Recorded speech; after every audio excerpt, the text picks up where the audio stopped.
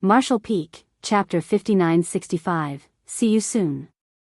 A horrifying power was felt surging inside the pit. The howls of wind were like its growls as it kept crashing into the profound source gate. The source piece, which had been suppressed and sealed here for a long time, must have realized that something was off, so it was trying to resist. Nevertheless, its efforts were futile. If it was the complete source, the gate wouldn't have been a threat to it, but it was only a small piece. The profound source gate's suppressive power spread. At the same time, a powerful drawing force was felt coming from behind the gate. After the source piece was lured out, it lost the power to resist and disappeared into the gap. The gate closed once again, after which Yang Kai kept it inside his knowledge sea. This time, it didn't take him much effort to suppress and seal Mo's source piece, but he knew it was all thanks to Mu. Just by looking at the skeletons in the valley, he knew that the woman must have waited here for countless years and killed all the ancient beasts that coveted black ink strength. If not for Mu's efforts, Yang Kai would have been attacked by ancient beasts corrupted by black ink strength the moment he arrived in this world, making his situation quite perilous. As Mu watched the source getting sealed, she finally appeared relieved. She got to her feet slowly. As Yang Kai looked at her in puzzlement, she extended her hand and pressed it against the man's chest. After their eyes met, Mu said, "I've completed my task, so I'll leave the rest to you, Junior. The human race's future hinges on you, so you must do your best to not fail this mission." As she spoke, her figure faded rapidly. It was as though she was about to disappear from this world. As that happened, Yang Kai could feel a warm stream entering his body through the woman's palm. "Senior," with a conflicted expression, Yang Kai had no idea what to say. "This is the price I have to pay for sending you away," Mu replied with a smile. Gradually, her figure was gone. As her power engulfed Yang Kai, he shot into the sky and turned into a ray of light. A crack appeared in the sky just then. The ray of light passed through it and disappeared. The familiar drawing force appeared again and led Yang Kai to the next world. He pressed his hand against his chest as his emotions undulated in his heart. Unlike the primordial world, the second world was one where only ancient beasts existed. He didn't do much as he only summoned the profound source gate and sealed Mo's source piece. Mu had cleared all the danger and obstacles for him. It was the result of countless years of perseverance. The entire time, Yang Kai had only briefly talked to Mu. There was no doubt she was a kind-hearted person. She devised this plan millions of years ago and let her shadow stay in different universe worlds to carry it out. She had been on her own all this time, waiting for a future that might not even come. In the end, she didn't even make any demands or requests, she simply told Yang Kai to do his best and try not to fail. Even so, he didn't give her a definitive reply. He couldn't help but blame himself. Mu had been doing all this selflessly, and she didn't need anyone to thank her. Nevertheless, Yang Kai could give her hope. While he was lost in his thoughts, the aura of the third world came right at his face. As usual, he followed the faint guidance and successfully found Mu, who had been waiting in a desolate place for countless years. Before Mu could say anything, Yang Kai muttered, "Senior, all the darkness will be dispelled by the light one day. The human race will have a bright future. All your contributions and efforts over the eons will be worth it." Mu stared fixedly at him with her mouth slightly open. With a confident expression, Yang Kai flashed a smile at her. Mu put on a smile as well. In just a short time, she understood everything and nodded, "Good." She turned around and pointed in a particular direction. "Mo's source piece is over there. Go ahead." "Yes," Yang Kai cupped his fist and strode towards the place. He soon sealed the source piece and returned. Mu walked up to him and pressed her hand against his chest before her figure faded. Yang Kai kept all the sorrow to himself and put on a bright smile. "I'll see you soon, Senior." At the last moment, Mu flashed a smile at him. "See you soon." The next instant, Yang Kai shot into the sky. As he moved around different universe worlds, he made use of the profound source gate's power and sealed the pieces of Mo's source. Every time Yang Kai arrived in a new world, he would immediately say the same thing to Mu, who would give him the same response. As they met and parted ways repeatedly, it was like a never-ending cycle. In general, things went smoothly. In most of the worlds, Mu had cleared all the obstacles for him, so he just had to find her shadow and summon the profound source gate to seal Mo's source piece. In truth, in the primordial world, if not for the fact that Mu had to keep little 11th by her side, she could have taken control of the profound source gate as well. However, due to little 11th, Mu in the primordial world couldn't go near the profound source gate. After all, Mo's source piece had been suppressed behind the gate. An accident might happen if little 11th approached the gate. Mo's source gave birth to the Black Ink cult. As such, Mu had to establish the light spirit religion to oppose it. In that independent world, there wasn't much help that Mu could provide in terms of aid. Moreover, the Black Ink cult had developed rapidly. As such, it took Yang Kai quite some effort before he settled everything in the primordial world. Nevertheless, things wouldn't always go smoothly. When Yang Kai entered the 60th universe world, he realized that something was off. The entire world was filled with Black Ink strength. All the living creatures in this world had been corrupted by Black Ink strength and turned into Black Ink disciples. When Yang Kai followed the guidance and found Mu, she was covered in blood while running for her life. This couldn't be helped, as everyone in that world was hunting her down. Yang Kai had no idea how long the situation had persisted, but when he found her, she was in a terrible state. After saving Mu from the Black Ink disciples, Yang Kai found a quiet place and stopped in his tracks. He asked, "What's going on, Senior?" Mu explained, "Something went wrong with the sealing location. Too much of Mo's source strength leaked out and it has affected far too many beings. They shattered the seal and let Mo's source piece break free." Upon hearing her explanation, Yang Kai finally realized why this world was filled with Black Ink strength.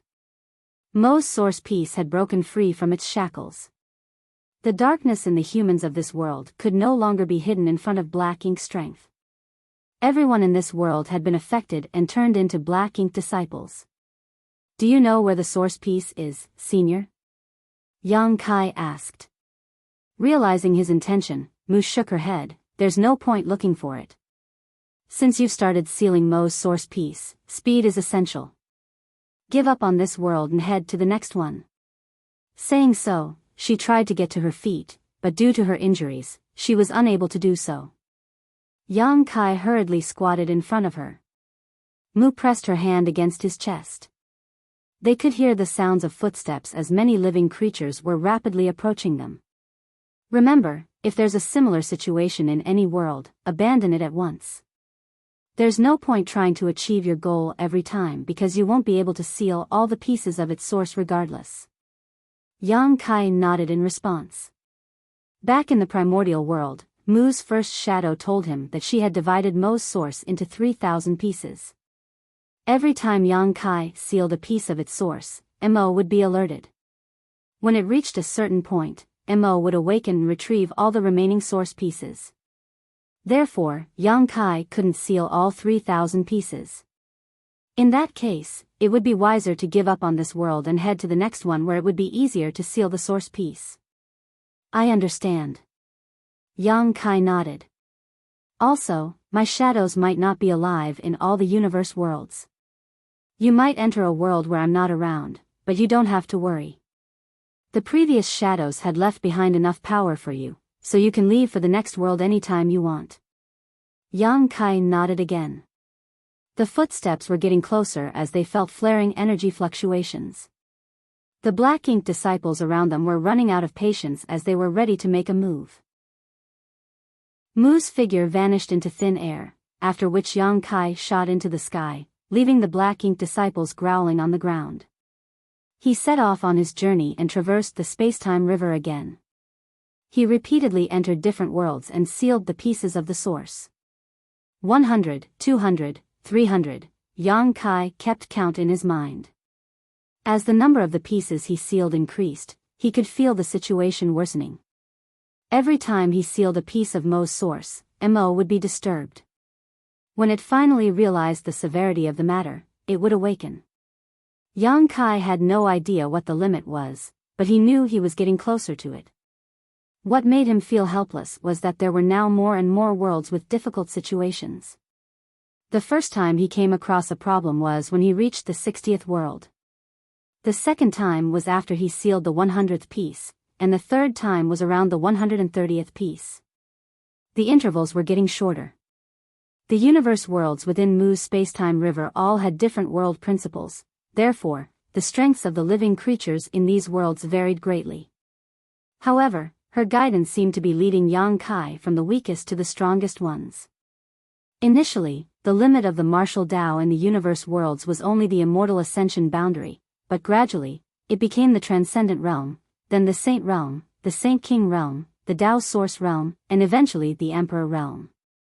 As the living creatures in those worlds became stronger, it became more difficult for Yang Kai to achieve his goal. After all, Mu's shadow was on her own in most worlds. The powerful creatures were naturally attracted to Mu's source strength, and once too many of them gathered together, even Mu's shadow couldn't stop them. Yang Kai followed Mu's advice. Every time he came across a fallen world, he would give up on it at once. Nevertheless, he would always look for Mu and integrate her last bit of power into his body. He wasn't after Mu's power, he just wanted to bring as much of her away as possible. Marshall Peak, Chapter 5966, Rescuing the Suppressing Black Ink Army. As Yang Kai was swimming through Mu's spacetime river, a great battle had erupted outside the primordial heaven's source Grand Restriction. After dealing with the Black Ink Clan reinforcement army, Yang Kai rushed ahead to investigate the situation at the primordial heaven's source Grand Restriction while the Crusade force was a step behind since they had to clean up the aftermath as well as rest and recover. But it was only a few days before the Crusade force set off as well. Through the space arrays set up by the Void Guard, the army was able to rapidly advance and soon reached the edge of the Spiritless Land. This was where the last Universe Temple was located. Something unexpected had happened at the primordial heaven's source Grand Restriction a few years back. The suppressing Black Ink army was swallowed up into the Grand Restriction and a large number of Black Ink clansmen poured out from the opening. The Void Guard could not set up a space array directly outside the Grand Restriction as it would simply be courting death. At the edge of the Spiritless Land, the army regrouped and a few days later, it set sail towards the primordial heaven's source Grand Restriction. After a month, the army arrived at the outer perimeter of the Grand Restriction, where a large battle immediately broke out. This was a war launched with all the forces the human race possessed, with millions of human soldiers fighting while being led over by 39th Order Masters. Originally, there were far fewer 9th Order Masters on the human race side. Including Yang Kai, there were 10 of them before the attack on the No-Return Pass. However, the successful battle at the No-Return Pass provided a breakthrough opportunity for many rising stars, many of whom succeeded in advancing. 23 people attempted to break through, and the outcome was that 3 failed while 20 succeeded. As a result, the 9th Order Masters reached the 30 mark. Afterwards, more Masters broke through to the 9th Order as well. Now, there were more than 39th Order Masters in the Crusade force. Thousands of years ago, through a series of devastating losses, culminating in the Barren Territory War, the veteran 9th Order Masters were decimated until only Xiao Xiao and Wu Qing remained. After several thousand bitter years passed though, the human race had finally restored some of its foundation. More than 39th Order Masters, millions of soldiers, and powerful warships filled the battlefield. The power of the entire human race had gathered here today. However, the Black Ink clan was not to be underestimated either. The primordial heaven's source Grand Restriction had been around for millions of years. During these years, Black Ink's strength increased constantly, but it had reached a limit. Even if it kept increasing, it would be difficult to break through the Grand Restriction. Thus, much of the Black Ink's strength accumulated had been used to create more Black Ink clansmen. One could say that within the primordial heaven's source Grand Restriction, the Black Ink clan's forces had already accumulated to a terrifying number. If Mu had not brought out her hidden hand to put Mo to sleep back then, the primordial heaven's source Grand Restriction would most likely have been destroyed and the Black Ink clan could have swept over the entire universe. It was Mu who gave the human race a final chance, allowing them to create the current situation. Currently, the primordial heaven's source Grand Restriction was still under Wuquang's control. Even though the opening in the Grand Restriction had expanded significantly, it still had a limit, which restricted the speed of the Black Ink clansmen's escape. Furthermore, royal lords still found it incredibly difficult to pass through. If they forced their way out, it would severely damage their foundation, which had been proven by past attempts.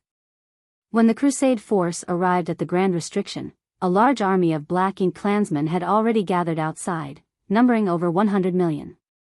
Though there were no royal lords among them, there were still plenty of pseudo-royal lords. Compared with the immense Black Ink clan army, the human race army appeared minuscule. When the war broke out, the human race's forces were far inferior in number to the Black Ink clan. However, relying on the experienced army which had survived through countless battles, they coordinated with each other and made use of all their advantages to fight. Even if they could not gain the upper hand, they still wouldn't appear weak in front of their enemies. From afar, the human race army looked like a small snake slithering agilely around a giant python, constantly tearing at the latter's body. The entire void was filled with the corpses of the Black Ink clansmen, and Black Ink strength released from them had condensed together to form massive Black Ink clouds. Each Ninth Order master was going all out to slaughter the pseudo-royal lords. Even the Eighth Order masters were unwilling to appear weak. Together, they got into battle formations and charged fearlessly at their enemies. At the Grand Restriction's opening, the Black Ink clansmen kept pouring out to reinforce their army. However, what shocked them all was how the speed of their reinforcements couldn't keep up with the speed of the slaughter. The number of Black Ink clansmen gathered outside the primordial heaven's source Grand Restriction was still steadily decreasing. The morale of the human race army grew higher and higher. However, Mi Jingluan, who was standing by at the command center of the human race army, did not show any joy on his face. He knew that this was only the beginning of the war. So far, he had not seen any royal lords make a move yet, and through his communication with Wu Kuang, he also knew of Yang Kai's whereabouts and why the royal lords were unable to leave the Grand Restriction. Currently, he was facing a dilemma. Even though the suppressing Black Ink army was trapped in the Grand Restriction and they were safe for the time being with Wu Kuang's help, countless royal lords were searching for the suppressing Black Ink army's whereabouts within the Grand Restriction. Once the suppressing Black Ink army's tracks got exposed, their survival chances inside the Grand Restriction would become null. Wu Kuang had the ability to send the suppressing Black Ink army out of the Grand Restriction, but he had not done so before because of the gathered Black Ink clan army. Even if he were to send them out, it would be like sending a flock of lambs to a tiger's den. Instead, it was better to let the suppressing Black Ink army to continue hiding inside the Grand Restriction where he could look after them. However, now that the Crusade force had arrived, the suppressing Black Ink army had an escape route. As long as they could coordinate with the Crusade force, sending them out of the Grand Restriction shouldn't be an issue. But doing so would create another problem. The opening in the Grand Restriction had been torn numerous times already, and each time, it caused irreparable damage to the Grand Restriction. In order to send the suppressing Black Ink army out, Wu Kuang would have to widen the gap in the Grand Restriction wider. Currently, the opening in the Grand Restriction could only allow Black Ink clansmen weaker than royal lords to pass through.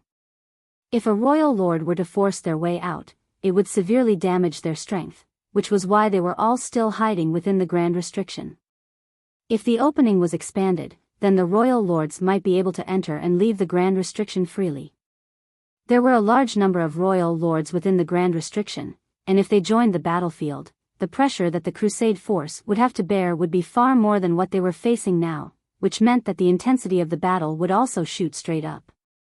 This was the dilemma that Mi Jingluan was currently facing. The suppressing Black Ink army was in danger, but the cost of saving them was allowing royal lords to join the battlefield. However, an answer had already appeared in his heart. It was imperative that they save the suppressing Black Ink army. Without even mentioning that the suppressing Black Ink army was composed of elites from the human race who had guarded the primordial heaven's source Grand Restriction for over 2,000, there was also divine dragon Fu Guang among them. Many of Yang Kai's family members also belonged to the suppressing Black Ink army. For all these reasons, Mi Jingluan could not simply abandon them. If those who made great contributions were left to die, it would devastate the morale of the other soldiers. Of course, this was not the main reason. From another perspective, eliminating the Black Ink clan here would not directly affect the outcome of the war. No matter how many pseudo-royal lords they killed, or how many Black Ink clansmen were slaughtered, it would only weaken the Black Ink clan's strength but not shake their foundation. No one knew how many Black Ink clansmen were still hiding within the primordial heaven's source Grand Restriction, not even Wuquang. The royal lords within the Grand Restriction were something that they would have to face sooner or later. While Wuquang still had control over the primordial heaven's source Grand Restriction, it would be better to let out some royal lords and kill them, rather than allowing all of them to rush out all at once when the Grand Restriction inevitably collapsed. Based on the current situation, tearing open another opening in the Grand Restriction and allowing the royal lords to pass through was beneficial for them as it could alleviate some of the pressure in advance. Therefore, it was both morally and tactically sound to say that saving the suppressing Black Ink army was a necessary move. What was more, the human race still had some cards up their sleeves. They hadn't revealed all of their strength yet. With an idea in mind, Mi Jingluan and Wuquang discussed with each other and soon agreed on a plan. The movement of the human race army quickly changed. Originally, the army of millions remained mobile, using superior mobility to harass the Black Ink clan army since they were outnumbered by them. If they wanted to kill more enemies, they had to preserve their strength as much as possible. But now, the human race army suddenly gathered all their mass and recklessly charged towards the opening in the primordial heaven's source Grand Restriction. The human masters took up position on the outer periphery, forming a defensive shield around the troops while the slightly weaker soldiers gathered at the center, enhancing the army's strength. The Black Ink clan had not in any way expected that the humans would suddenly change their strategy. Since the Black Ink clan's deployment was not as tight as their opponents, the human race army easily rammed through their lines and breached their defenses.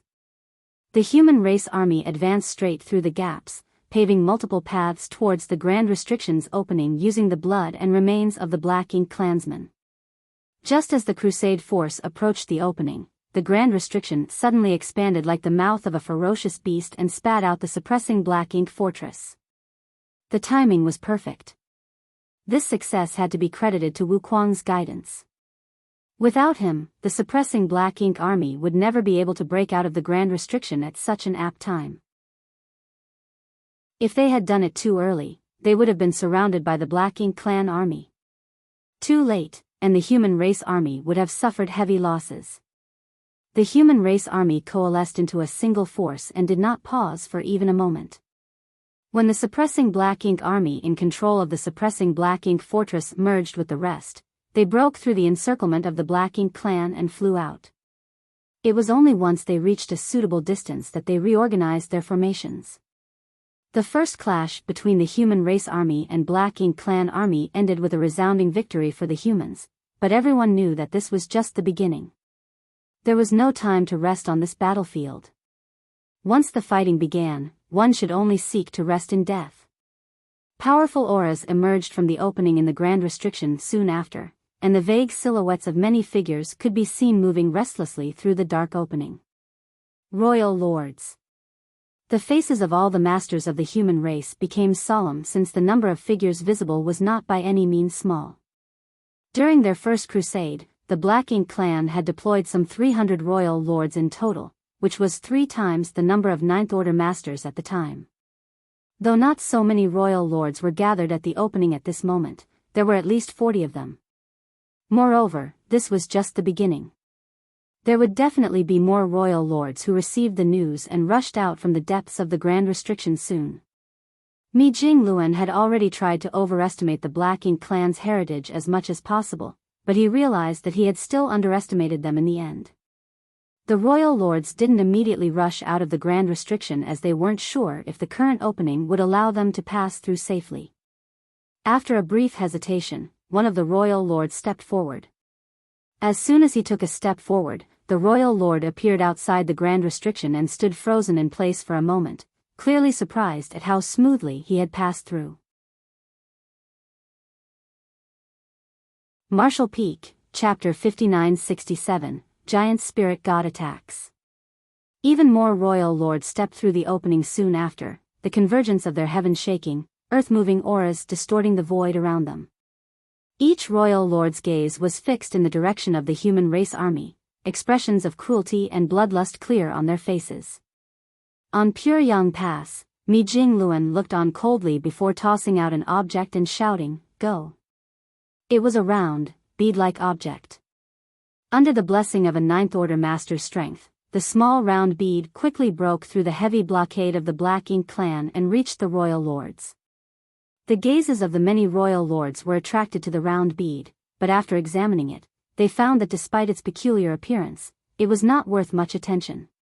One of the royal lords threw a casual punch out at the round bead, shattering it instantly. Suddenly, a surprise occurred that caught all the royal lords off guard. When the round bead was shattered, countless universe fragments appeared out of nowhere, as if they were the remains of the round bead. Strong space principle fluctuations followed suit before two massive figures that blocked the heavens and covered the earth appeared. Each royal lord's face was filled with shock.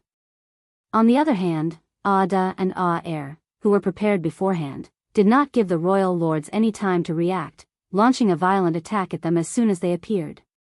Utterly terrifying giant palms slapped down, and the royal lords were swept up by the force.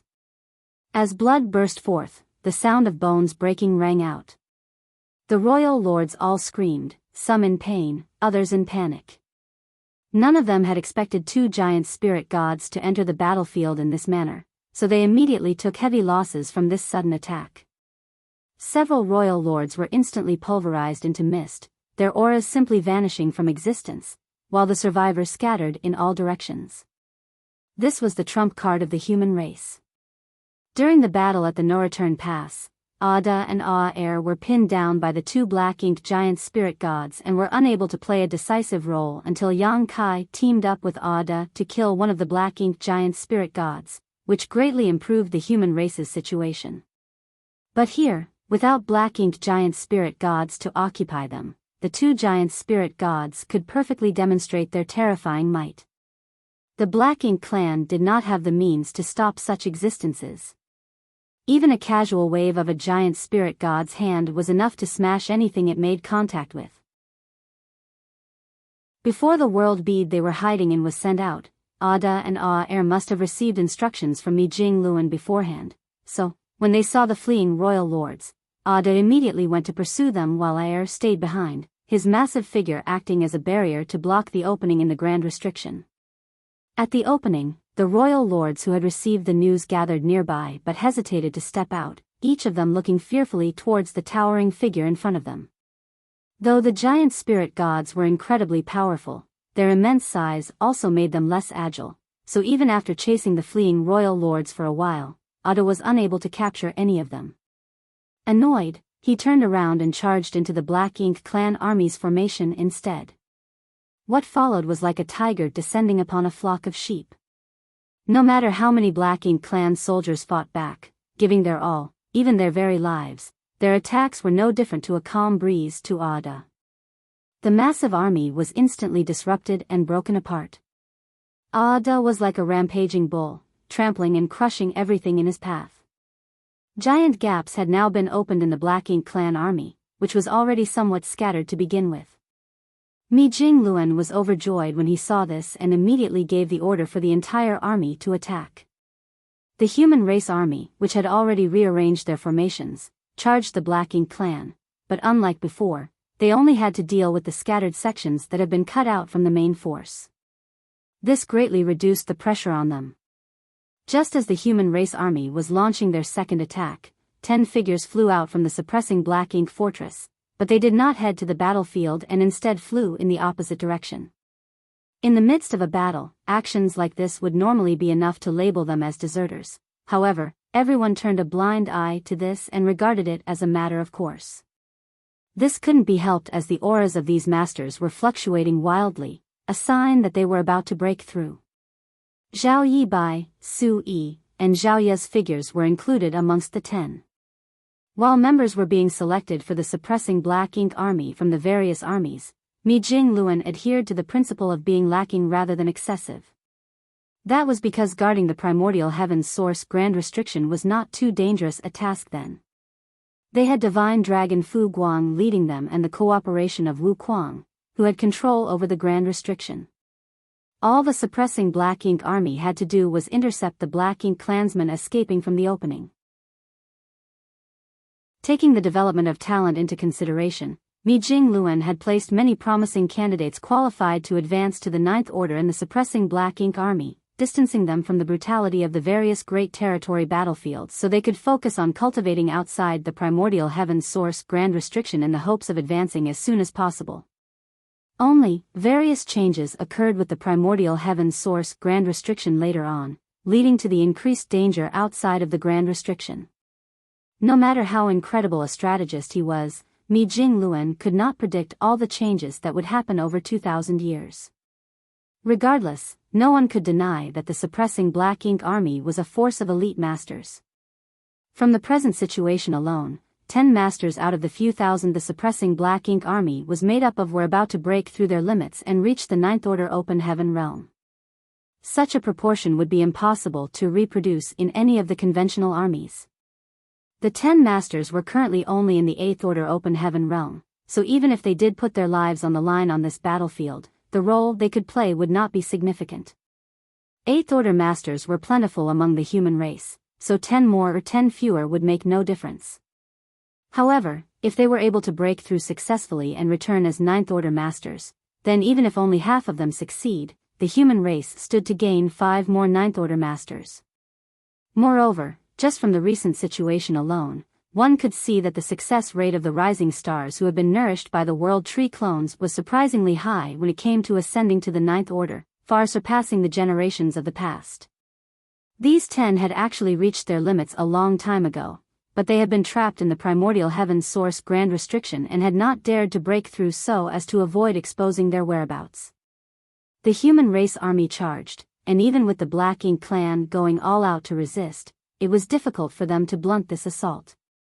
The human race army brought an aura of death with them as they swept across the void, extinguishing the souls of countless Black Ink clansmen. Coupled with Da's wanton rampage, unimaginable losses had been created for the Black Ink clan in just a short period of time, and the situation was only growing worse for them. The Black Ink clan finally realized that things had taken a dire turn. 2 giant spirit gods suddenly appeared and completely disrupted their formation, especially the giant spirit god who was guarding the opening. If they did not defeat him, the Black Ink clan would not be able to receive reinforcements, and with the current strength of the human race, those outside the grand restriction would eventually be wiped out. The royal lords who left the grand restriction quickly understood this and began to take action. Fortunately for them, the humans were unable to divide their forces at this moment, and even the Ninth Order masters dared not rashly move independently. If they were trapped in the vast sea of Black Ink clansmen, no one can guarantee that they would be able to escape alive. Under this situation, as long as the royal lords did not actively provoke the human race army, they would not need to engage the Ninth Order masters. On the other hand, the only one who could act recklessly in the midst of the Black Ink clan army, Ada, was not very bright. Once his blood began pumping, he simply moved towards wherever there were more foes to deal with, so it was difficult for the human race army to coordinate with him even if they wanted to. Seeing this, the royal lords regrouped and charged brazenly towards Air. Naturally, just 1 or 2 royal lords would not be a match for Air. In fact, not even 10 of them would be able to deal with him. However, the number of royal lords that came out of the grand restriction was far greater than that. More than 40 royal lords charged towards Air from all directions, and powerful secret techniques were launched one after another. Even a being as powerful as a giant spirit god staggered under such a heavy bombardment. Air roared as he kicked and punched randomly, launching heaven-destroying, earth-shattering attacks one after another. However, most of these were dodged by the royal lords, and the few attacks that connected could not kill the royal lords with a single blow, only injuring them at most. This kind of swarming strategy was used by the Ninth Order masters to deal with the Black Ink giant spirit god in years past, but now it was being utilized by the Black Ink clan. However, Ninth Order masters were generally stronger than these inexperienced royal lords, so the humans needed just 20 or so Ninth Order masters to hold off one Black Ink giant spirit god back, whereas the Black Ink clan required a far greater number of royal lords. Startled by Air's roar, Ada finally regained some of his senses and turned to look towards the opening in the primordial heaven's source Grand Restriction, rushing over in the next moment. When Ada arrived at the opening, more than 10 royal lords rushed out from it. The scene of 2 giant spirit gods teaming up to fight against more than 50 royal lords was extremely intense. Even more Black Ink clansmen gathered at the opening, among which were many royal lords as well. No one knew how many royal lords were hidden within the Grand Restriction. Their numbers within the dark space seemed to be endless, and they never stopped coming no matter how many were cut down. Many royal lords were tangled up with the 2 giant spirit gods, but neither side could defeat the other. Meanwhile, the Black Ink clan's soldiers behind the opening found opportunities to flood out and join the massive battlefield. On Puryang Pass, Mi Jingluan's expression was solemn. The human race's only trump card had already been played, but apart from the initial success they gained against the Black Ink clan, it hadn't been able to play a decisive role. Right now, Ada and Air were blocking the opening together, but all they were really doing was delaying the speed of reinforcements coming out. If this continued, the situation would become unfavorable for the human race as more time passed. No matter what strategies he could come up with, the key to winning or losing a war was still the balance of power. Compared to the Black Ink clan, the human race army was undoubtedly an elite force, but their numbers were just too limited. Casualties were inevitable in war, and once their army reached a certain critical limit in their losses, their momentum would collapse. When that time came, the human race army's fate on this battlefield surrounded by enemies would be tragic. And this was merely a war against the Black Ink clan army. The Black Ink clan army were not the only ones the humans had to fight against. The main enemy they were up against was the one who stood behind them, Mo. It was an unbelievably terrifying foe. Was there any hope for victory in this war? Mi Jingluan had no idea. All he knew was that as a human, one had to give their all in battle in order to leave no regrets behind. And, through the information coming in from Wuquang's side, what Yang Kai was doing would also be a key for them. If Yang Kai could succeed, then the situation may not be as bad as he imagined it to be. Just like the giant spirit gods Ada and Air, Yang Kai was also a trump card for the human race. In the vast and desolate void, a faint light suddenly blossomed, quickly growing into a dazzling brightness that persisted for a long time before gradually subsiding. A graceful figure stood quietly in the void. She opened her eyes, revealing a pensive expression, as if she had vaguely understood something. It's time to end this, once and for all. Saying so, a pair of glistening and beautiful wings suddenly spread out on her back. With a gentle flap of her wings, she shot off, breaking through the barriers of space in an instant. Marshall Peak, Chapter 5968, Long Journey. For several months, the battlefield was a bloodbath. The human race soldiers continued to weave through the battlefield, harvesting the lives of Black Ink clansmen.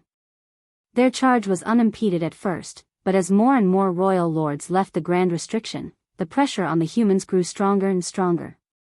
Ada and Air were still blocking the opening of the Grand Restriction, but they could not stop all of the Black Ink clansmen, and when they were surrounded and attacked by dozens of royal lords at once, there would eventually be leaks in their blockade, and every time that happened, a large number of Black Ink clansmen would swarm out of the Grand Restriction. Many of the Black Ink clansmen who were unable to escape the circle of battle were caught in it and were annihilated without even a single bone left behind, but many more escaped unharmed to support their brethren on the battlefield. The entire void was flooded with rich Black Ink strength and bodies, which may be fine for the Black Ink clan, but for the humans, such an environment was brutal. Since the soldiers were constantly consuming purifying Black Ink pills, their medicinal efficacies were falling steadily. Ordinarily, the medicinal efficacies of a single purifying Black Ink pill would last for a few days, but after a months-long high-intensity fight, the medicinal efficacies of purifying black ink pill were only lasting less than 6 hours each now. Despite how many purifying black ink pills the humans had stockpiled beforehand, there was still a limit in the end. The same went for purifying light. Once the purifying black ink pills and purifying light ran out, regardless of how much of an advantage the humans had at that point, it would be hard to maintain it going forward. After fighting for so long, the human race army could no longer maintain the same intensity in battle. Now, when they charged, only half of the soldiers fought while the other half took the opportunity to rest and recover. This was the only method that Mi Jingluan could employ to maintain the combat capabilities of the human race army. But this plan would not work in the long term. As the number of royal lords increased, the pressure was also increasing for the humans, and the casualties were also rising at an alarming rate. The only comforting thing was that 8 of the 10 rising stars from the suppressing Black Ink army were able to advance to the Ninth Order. Including the Ninth Order masters they had before, the total number of Ninth Order masters now broke through the 40 mark. This was probably the final number of Ninth Order masters for the human race. Before this war ended, no one else would be able to safely break through again. Among the 8 newly advanced Ninth Order Masters, Yang Kai's 3 legacy disciples were the most conspicuous. The 3 of them joined forces to perform Yang Kai's unique secret technique, the Sun and Moon Divine Wheel, killing more than 10 royal lords over the course of this battle. One should know that all 3 of them were in the Ninth Order now, so together, the might of the Sun and Moon Divine Wheel that they executed was even more powerful than even Yang Kai's. Moreover, Yang Kai's Sun and Moon Divine will only contain spacetime strength, but their version also had the power of Zhao Ye's spear principles mixed in, which made it even more domineering. Even though the trio had just broken through, this secret technique was not something that the royal lords could resist. Unfortunately, the consumption of this secret technique was too great for the 3 of them, and they could only use it once a day. However, every time they did, a royal lord had died. The royal lords naturally took note of this, and whenever the trio appeared, multiple royal lords would move to engage them in a fight to the death. The human race army kept wandering the battlefield and fighting, slaughtering countless Black Ink clansmen, but the losses they sustained were also shocking. This seemed to be a war that would not end until both sides were wiped from existence. Despite having achieved far more than they ever had in any battle in the past, Mi Jingluan on Pure Yang Pass did not feel happy, and that was because he could not see any hope of winning this war even now. The 2 giant spirit gods were still guarding the opening at the Grand Restriction. These 2 had restrained dozens of royal lords and even killed some occasionally, but they were conveyed in wounds and nobody knew how much longer they could persist. Once their support fell, the opening of the Grand Restriction would be left completely open and the Black Ink clan could come pouring out in far vaster numbers. Every Ninth Order Master was draining a great amount of power. Not one of the 40-plus Ninth Order Masters was without injury. Some had even sustained such great damage from the royal lords that they almost lost their lives. 8th Order Masters were also struggling to maintain their battle formations. While the battle formations allowed the 8th Order Masters to become more powerful, it was also a burden on them, especially for those acting as the core of the formation. The pressure they faced was much more compared to that of the other 8th Order Masters. It was not a problem for a short period, but it was difficult for even the 8th Order Masters to maintain a battle formation for an extended time. At the beginning of the war, the 8th Order Masters were still able to form 7 stars and 6 paths formations, but even the 6 paths formation could no longer be seen now. The strongest battle formations they were using were now just 5 elements formations, while most of the 8th Order Masters were only maintaining the lowest 3 fortunes formation to fight against their enemies. It was not that they did not want to form stronger battle formations, but they were truly strong in will but weak in strength. As for the soldiers under the 8th Order, many had died when their warships were destroyed. The purifying Black Ink pills and purifying light were constantly being consumed, and no matter how much they had been saving up, they would see the bottom of their stock sooner or later. Even the small stone race army, which Yang Kai had distributed to the human race army beforehand, had been decimated. The geography of the battlefield was also a major hindrance for the humans. The ever-growing black ink clouds and black ink strength that filled the entire void seemed to be turning the battlefield into a black ink ocean. The Black Ink clan were like fish in water in this environment, while the humans were being heavily restricted. The divine spirits roared as they fought, but even they could not change the course of this war. As the fighting progressed until this point, not only were the humans unable to see any trace of hope, but they were gradually being submerged in despair. However, no one retreated, because they all knew that this was a war that could not be lost. If this war was lost, then the human race was likely to be wiped from existence. Everyone was holding on, waiting for a chance to turn things around. That glimmer of hope was now inside the primordial heaven's source grand restriction. Naturally, it was the person who could create all kinds of miracles, and the one who has led the humans on the path of survival for the past few thousand years. It could be said that the current heritage and capital that the human race possessed that allowed them to carry out a second crusade had to be credited to him. Nevertheless, he had not appeared yet. So, there was still hope for the human race. The 700th world was a scene of doom. Black ink strength had already spread throughout the entire world. Yang Kai followed the faint trace and found the hiding Mu. After Mu infused all her remaining power into his body, she disappeared without a trace. In the 800th world, Yang Kai did not sense Mu's presence at all. Without hesitation, he activated the power that Mu's other shadows had left in his body and left this universe world.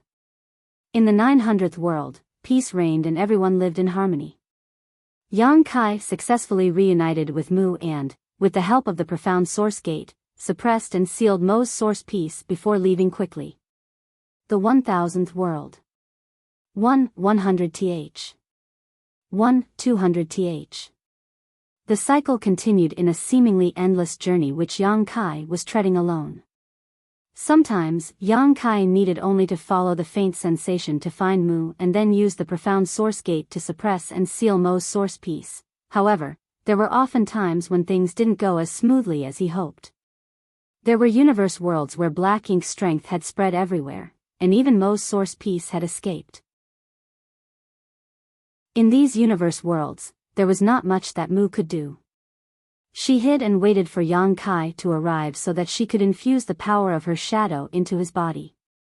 To make matters worse, there were some universe worlds where Mu had already been killed.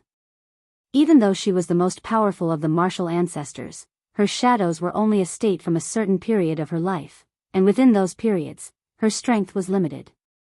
For example, in the 800th world, black ink strength dominated everything and Mu's shadow was missing. There was no reason for Yang Kai to even stay in such a world. There were also some worlds where black ink strength and Mu's powers competed against each other, similar to the situation in the primordial world. If Yang Kai had enough time, he wouldn't mind lending a hand to Mu, cutting off the wings of Mo and suppressing and sealing pieces of its source. However, through the messages transmitted by Wu Kuang from the jade pendant that he wore on his chest, Yang Kai knew that the situation both inside and outside the primordial heaven's source grand restriction was dire. He didn't have any time to waste, so he could only give up when he encountered worlds like these. Mu's shadow in these worlds did not object to any of his decisions, always imbuing their power into his body. Passing through one world after another, Yang Kai soon lost track of how many source pieces he had suppressed and sealed. He only knew that the further he went, the greater the likelihood that an unexpected encounter would happen. Often, he would pass through many universe worlds in a row and still find it difficult to suppress and seal even one of Mo's source pieces. He knew that his journey would most likely come to an end soon. Once he had suppressed and sealed enough pieces, Mo would awaken completely, and then he would have to face the most powerful existence in the world. Yang Kai didn't dare to linger. Besides wanting to suppress and seal even more pieces, he also wanted to take away all of Mu's shadows from each universe world. This predecessor had done enough for the human race. Even though she had fallen, her life had been divided into 3,000 pieces and continued to protect the human race in the form of shadows. How lonely those shadows must have been over the years. Taking them away was also a kind of liberation for them. The power that the shadows infused into Yang Kai's body at their final moments seemed unremarkable. It couldn't even enhance Yang Kai's strength in the slightest, but this inconspicuous power was proof of Mu's existence and sacrifice. This was the greatest kindness his predecessor had given to the human race, so it was only right as a successor to show how grateful he was. There was little he could do for Mu. He could only try his best to free more of her shadows from their endless loneliness and waiting. It wasn't that he was unaware of the urgent situation the human race was facing outside the primordial heaven's source grand restriction. The information conveyed by Wu Kuang had already indicated that the humans were not in a good state currently. The prolonged intensity of this war had made it difficult for them to hold on any longer. Without external intervention, the human race would undoubtedly be defeated in this war, but Yang Kai was in no hurry to leave the space-time river despite knowing that. Because the enemies that the human race had to face were not only the Black Ink clan army, but also Mo. Nobody had any idea just how powerful the legendary creator realm was, so Yang Kai could only suppress and seal as much of its source as possible to weaken its power and increase the chances of the human race's ultimate victory. Martial Peak, Chapter 5969, It's Her. The towering bodies of the giant spirit gods were covered in wounds. They roared and bellowed, driving back one royal lord after another, like two powerful lions encircled by a pack of hyenas. Despite their immense strength and overwhelming power, the huge disparity in numbers allowed their small foes to run rampant. At this moment, there were almost 100 royal lords gathered around Ada and Aer. The giant spirit gods were powerful indeed, but they still had their limits in the end. Even together, Da and Aer could barely handle the 100 or so royal lords attacking them all at once. With the giant spirit gods fully occupied, the Black Ink clan were finally able to pour out of the grand restriction unrestrained. Powerful auras emerged from the opening one after another and joined the battlefield. All the advantages that the human race army had worked so hard to build up were melting away under the constant stream of enemy reinforcements. The war had reached a most despairing point. Yang Kai still had not shown up. The human race army had suffered huge losses in this battle. Whether it be their numbers or warships they were relying on, it was hard to keep up. The many defenses deployed on Pure Yang Pass had also been blasted apart. At this moment, Pure Yang Pass was only covered by a few layers of the simplest defensive arrays. If they were to take a few more attacks, then it was likely that even these last barriers would be broken. Standing up on the wall, Mi Jing Luan sighed in his heart. The limit of the human race had already been reached at this point of the battle. If they continued to engage, the last of their forces would be buried here. Have we failed? Have we not done enough? No. That can't be. Since the Black Ink clan invaded the 3,000 worlds, thousands of years had gone by. The human race had not only recovered their homeland but also organized a strong force for a second crusade. They had crushed whatever stood in the way until they reached the primordial heaven's source grand restriction. They had done well enough. A few thousand years was a very short time for the development of an entire race. That the humans could recover from almost total annihilation to what they had today was a feat worth being proud of. However, their enemy was simply too strong. From primordial heaven's source grand restriction, the Black Ink clan's reinforcements kept coming, and no matter how many royal lords were killed, more would appear to take their place. Even with the two giant spirit gods to support them, it was impossible to stop this. Wu Kuang.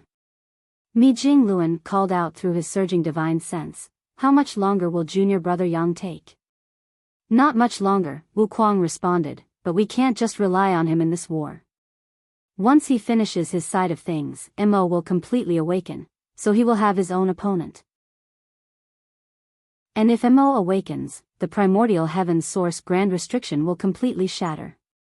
Once that happens, those hidden in the grand restriction will swarm out. When that happens, you will see the scale of the Black Ink clan army is much more than what you are currently seeing now. Then, is he a match for Mo?" Mi Jing Luan asked another question. Wu Kuang answered without hesitation, "Naturally not. If he were to face off against Mo with his current strength, a death without burial is sure to await him. Mi Jingluen was silent for a moment. So to say, what we, the human race, are up against, is an unscalable wall. Wu Kuang responded, you could say that. Then there's no other way. What are you planning to do? A bitter look appeared on Mi Jingluen's face. Nothing. Junior brother Yang told me about his encounters in the universe furnace previously, and he also mentioned something at the edge of the universe. He anticipated the situation today before the war began, so he left a path for the human race to retreat to. Wu Kuang was surprised. The edge of the universe. It's a long story. Mi Jingluen did not have the time to explain in detail. Junior brother Yang told me that if the human race really was no match for the Black Ink clan, there was no need for us to go down fighting. He told us to preserve our power as much as possible, and he will bring our remaining kin to another world where we can find a suitable place to live. Wu Kuang wondered, such a place exists? Mi Jingluen was honest, I don't know, but if junior brother Yang says it does, then it definitely exists. If it does exist, it's not a bad choice. I will try to buy you some more time. If you want to retreat, then go quickly. We can't predict what will happen if things continue to drag on. Many thanks. Mi Jingluen thanked him, knowing that Wu Kuang might put himself in danger by doing so. After all, the ones in charge of holding back the enemy while the army retreated were always in the most dangerous position. After coming to a decision, Mi Jingluen did not hesitate any longer. In this current situation, every moment of delay would further increase the casualties to the soldiers. However, to be forced from their homeland like this, to a new world in a place they did not know. It really was shameful. But reality did not give the humans much choice. As he was about to pass down the order, Mi Jingluen suddenly sensed something and turned to look into the distance. He didn't see anything at first, but in the next instant, a bright light swept over from that direction, and in the next instant, the distance grew much closer, and the light also became clearer. So fast. Mi Jingluen was astonished. Right now, he was a Ninth Order Open Heaven Realm Master, and if he exerted all his strength, he could reach immense speeds, but even at his best, he would probably not be able to reach a tenth of that light speed. Such speed was not inferior even when compared to Yang Kai's instantaneous movement. Who is that? The direction the light came from was from beyond the spiritless land, where the human race army had also come from. In other words, the one arriving was most likely a human race master. But, was there such a master among the human race? When the army set out, all masters who could participate in the battle were conscripted. Those who were left behind were either the old, the infirmed, the children, or those with insufficient cultivation. How could there be such a master hidden among them still? Just as Mi Jingluen was feeling taken aback, the other Ninth Order masters and royal lords in the battlefield also sensed the unfamiliar aura.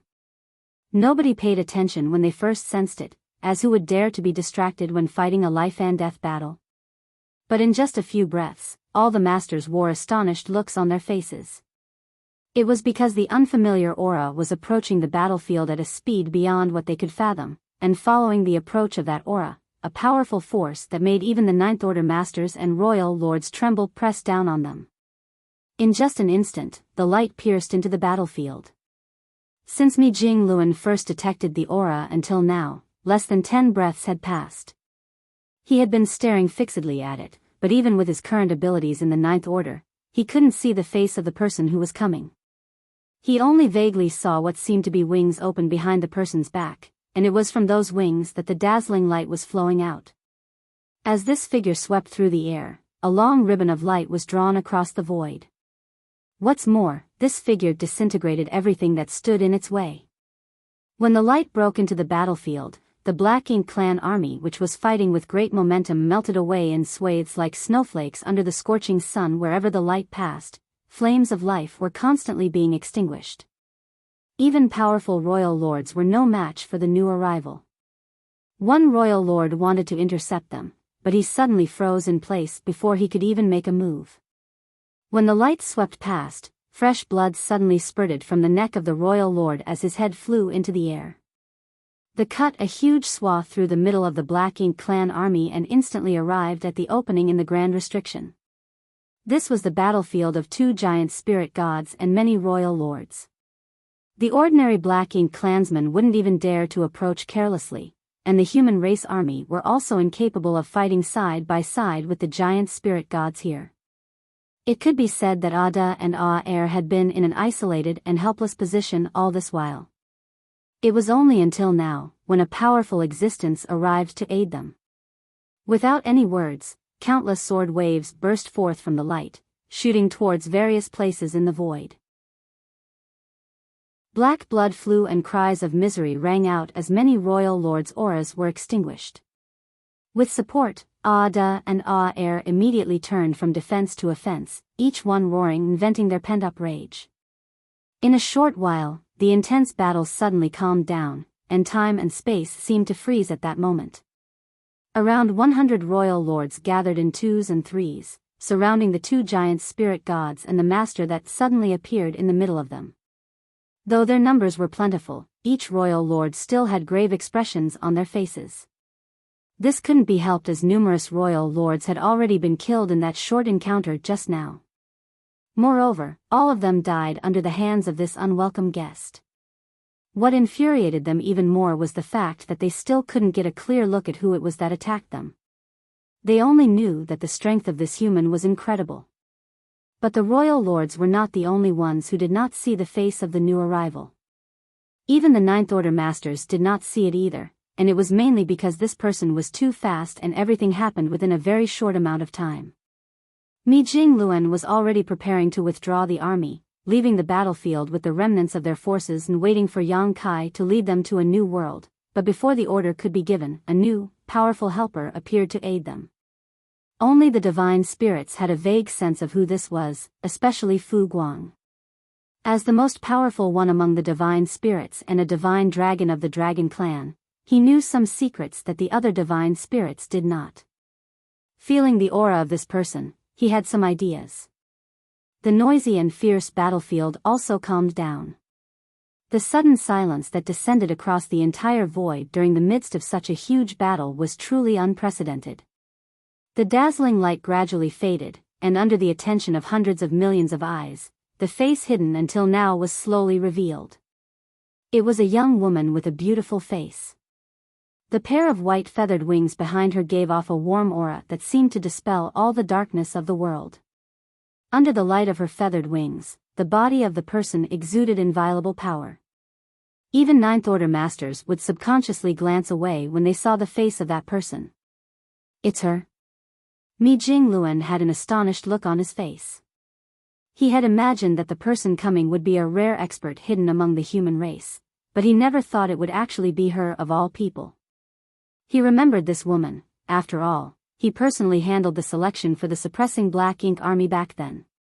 It could be said that he personally selected all 6,000 soldiers of the suppressing Black Ink army from each army one by one.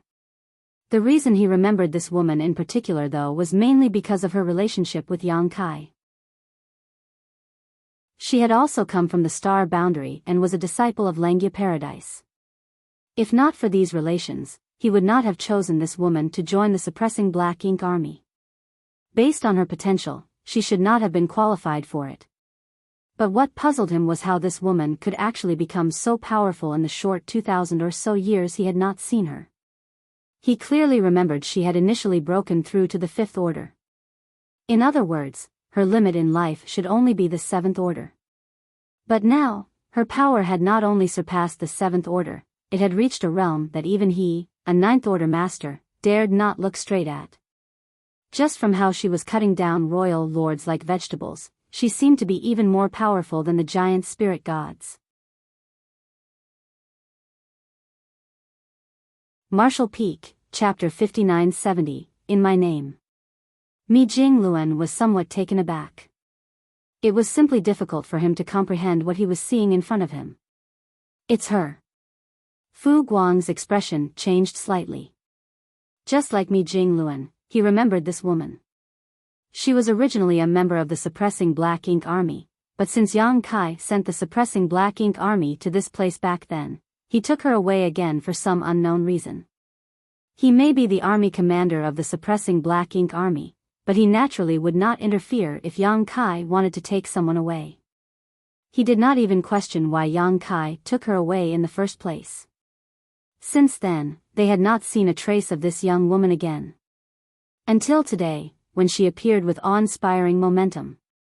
In just a short 2,000 years, she had grown from a peak 7th Order master to something even the giant spirit gods would be wary of, so clearly some kind of transcendent events had been involved. Perhaps it was all Yang Kai's arrangement. Moreover, Fu Guang was sensing some other aura from this woman, an aura that did not belong to a human. It was such an extremely strong and pure aura that even he, a divine dragon, felt tense in its presence.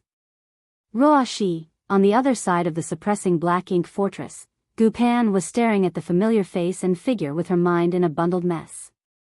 She couldn't help but recall the scene when this junior sister of hers first entered Langya Paradise. At that time, Ruoxi was inexperienced and ignorant, and she had taken care of her in many because of their connection with Yang Kai.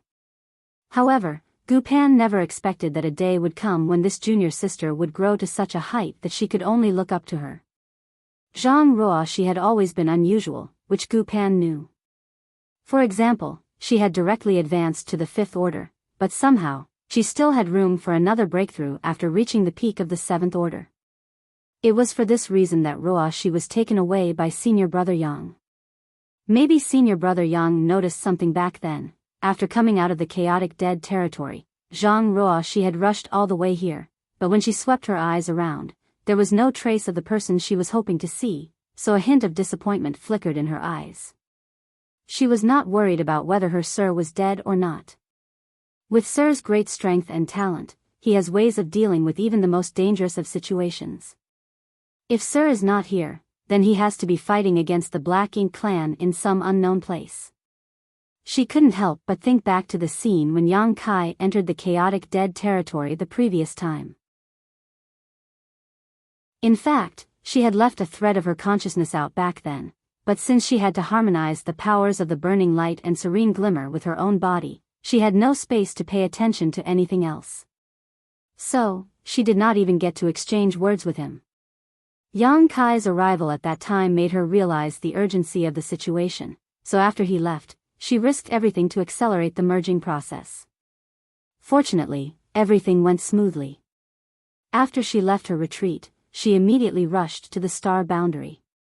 From there, she moved to the no-return pass where she learned about the crusade plan from the Void Guard stationed at the Universe Temple. She changed directions and used the space arrays set up by the Void Guard to teleport to the outskirts of the spiritless land, then she rushed to the battlefield from there. If not for that, it would have taken half a year to rush all the way here from the chaotic dead territory even with her current ability. Fortunately, I didn't arrive too late. Zhang Ruoxi cheered inwardly to herself. Scanning the battlefield with her beautiful eyes, she observed the difficult situation the human race army was in.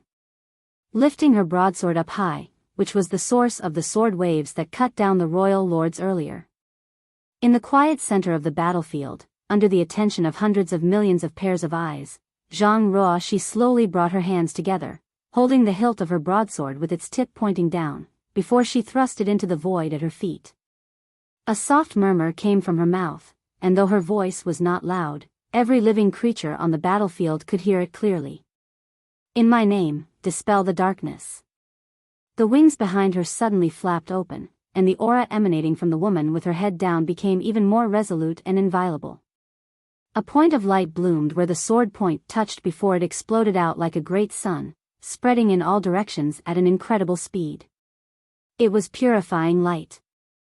Since Yang Kai brought the purifying light out of the chaotic dead territory, the humans had used it to reverse many declining situations for thousands of years, and even used it to refine weapons like the evil purging divine spears, but no one had ever witnessed such a large-scale eruption of purifying light.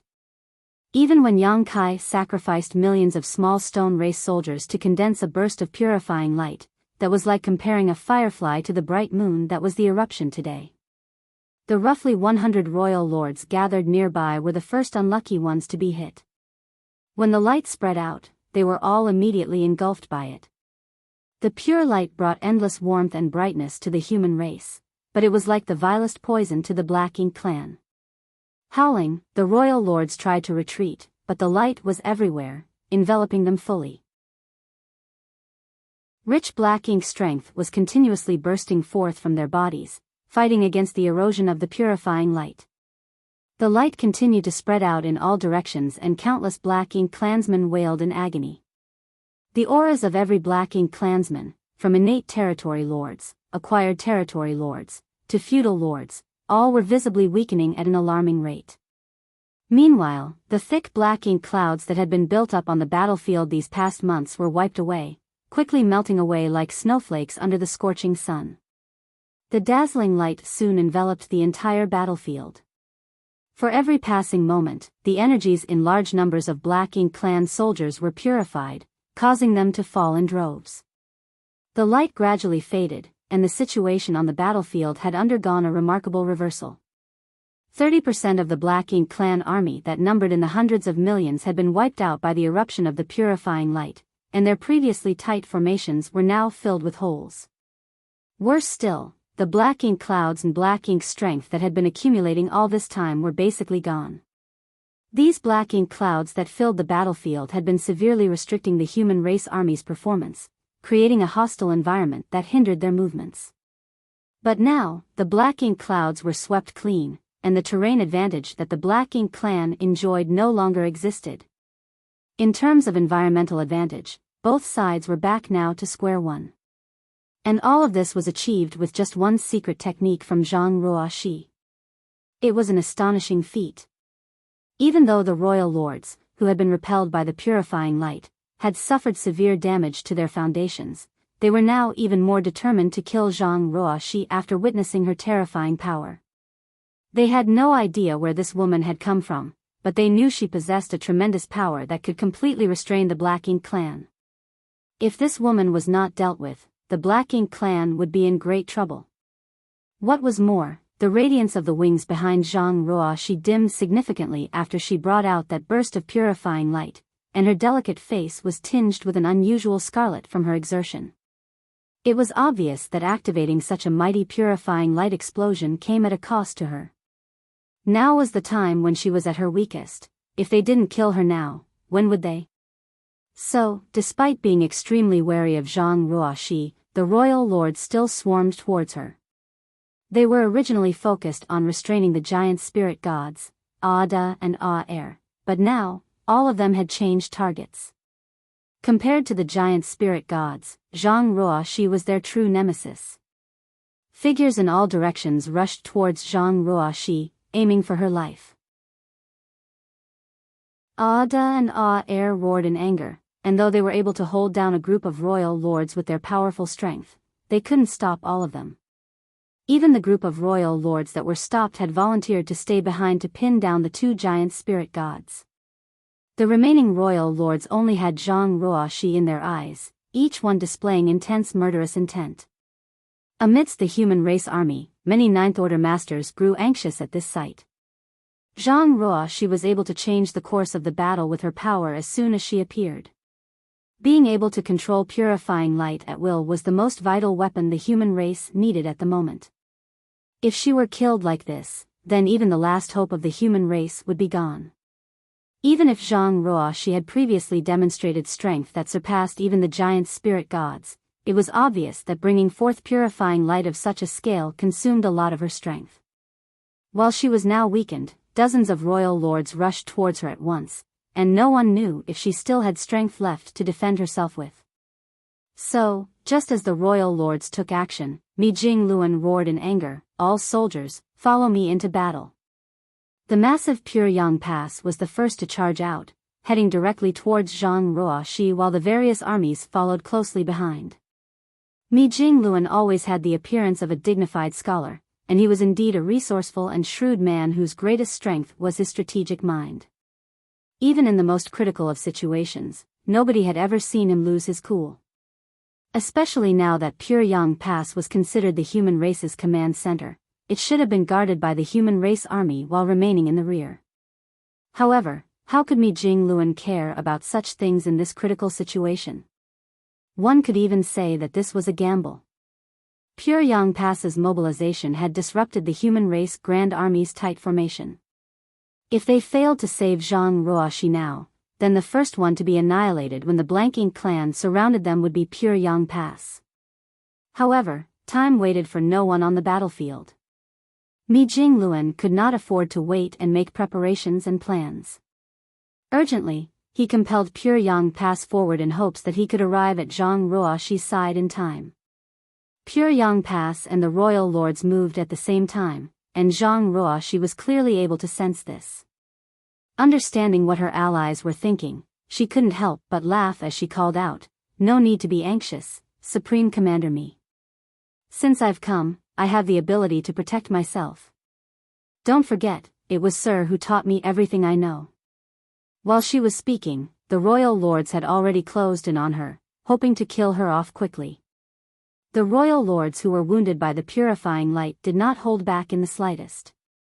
Each one of the attacks they used was the strongest in their arsenal. Instantly, terrifying powers broke out, and they were all converging on Zhang Ruoxi's position. This was different from their fight with the giant spirit gods earlier, where they were mainly focusing on restraining them. That was because the royal lords knew that trying to quickly kill the giant spirit gods would cost them a lot. The lives of many royal lords would have to be sacrificed if they were to attempt such a thing. What was more, once the Supreme One awakened, what would these trivial giant spirit gods count for? It was with those considerations that the royal lords maintained the intensity of their fight with the giant spirit gods, but they did not reach a point where their lives were put at stake. However, it was different when facing Zhang Ruoxi. Purifying light was something that even the royal lords feared greatly. Either they killed this woman, or they would be the ones to die. That was why no royal lord dared to hold back, and all of them charged at her with all the strength they had. Martial Peak, Chapter 5971, Personal Guard and Reinforcements.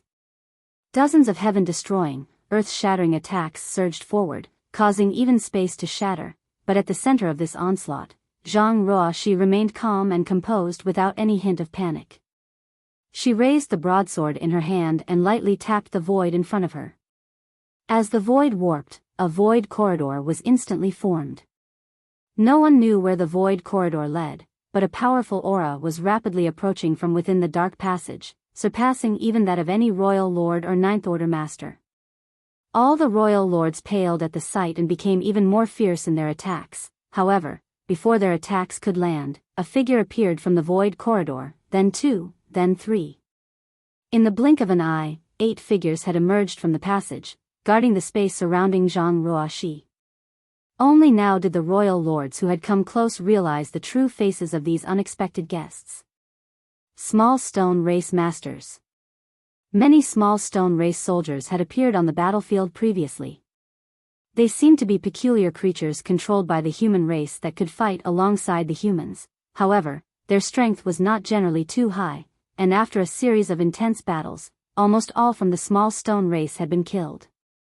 Even the royal lords never expected that this woman who appeared out of nowhere could also control the small stone race, and for the small stone race she summoned to be so ridiculously powerful.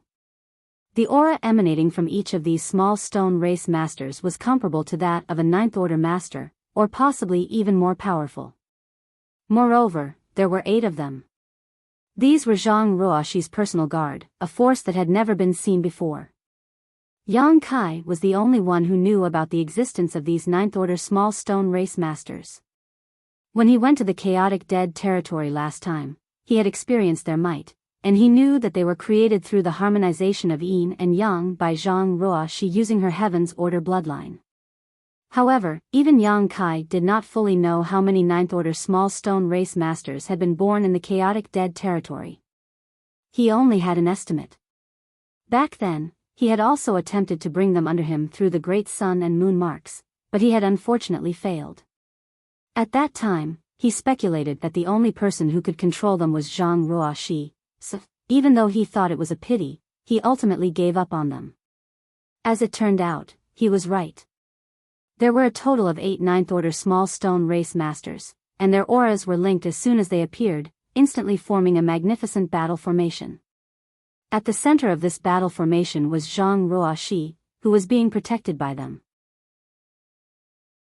The eyes of the Ninth Order Masters who rushed over were bulging when they saw this, with Yang Lai exclaiming, an 8 trigrams formation. The simplest battle formations was the 3 fortunes formation, followed by the 4 symbols, 5 elements, 6 paths, 7 stars, 8 trigrams, and finally the 9 palaces. The increase of each stage was based on the increase of cultivators involved. The stronger the battle formation, and the higher the cultivations of those involved, the harder it was to form. Perhaps there were some parties who could cooperate intimately under the high-rank open heaven realms that were able to form the 8 trigrams or even 9 palaces formations, but once the cultivation level reached the high-rank open heaven realms, it was difficult for higher battle formations to be formed.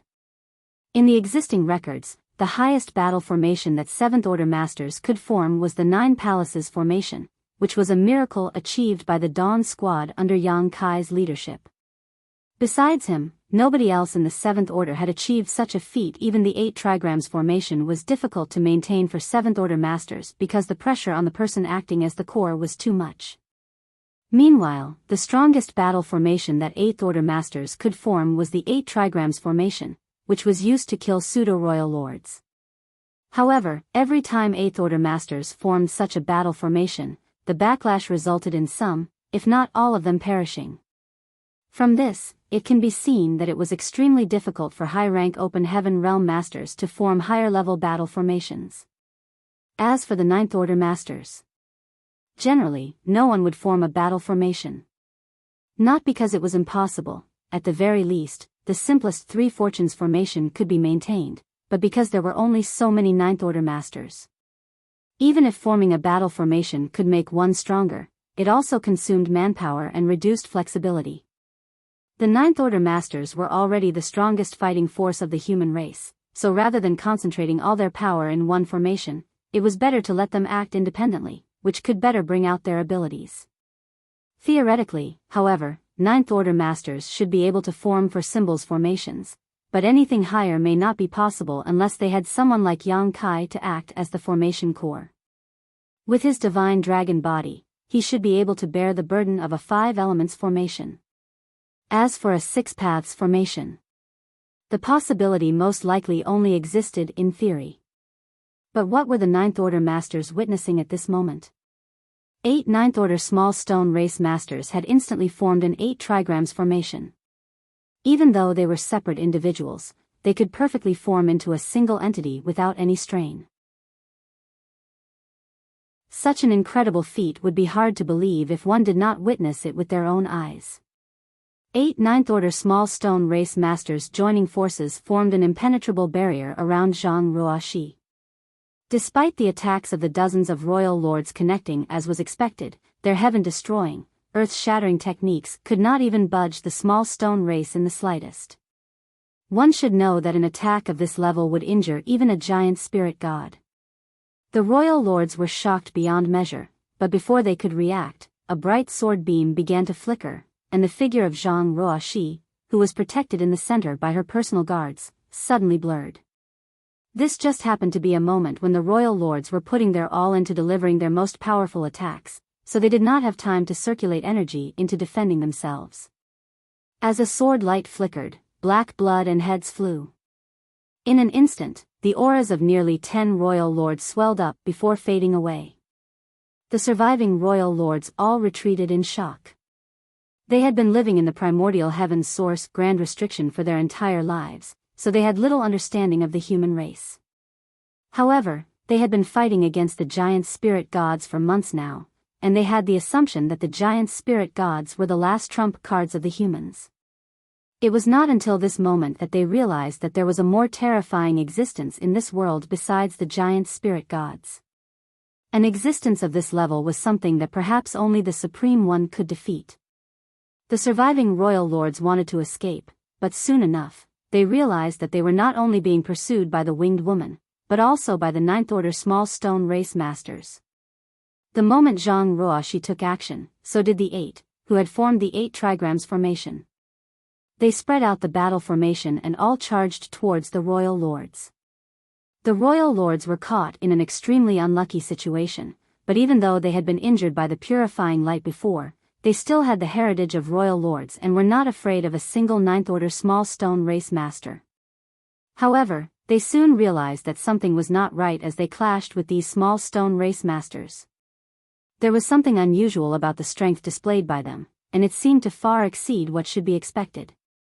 Upon closer inspection, they were shocked to discover that the aura of these small stone race masters were still closely connected to each other despite the fact that all of them were seemingly fighting alone. Most crucially, their auras were constantly changing and they could form different battle formations at any time or switch which one served as the core of that battle formation at will. The masters who had rushed over to help also noticed this, and all of them had incredulous expressions on their faces because what they saw before them was impossible according to everything they understood. When human race masters formed battle formations, they had to take great care in maintaining the connection of their auras. The worst possibility was if a battle formation collapsed due to the link being broken. Each time humans assumed battle formations, the masters had to divert some of their attention to maintaining its operation. However, when they looked at these ninth-order small stone race masters, it seemed that their control over their auras had reached an instinctual level.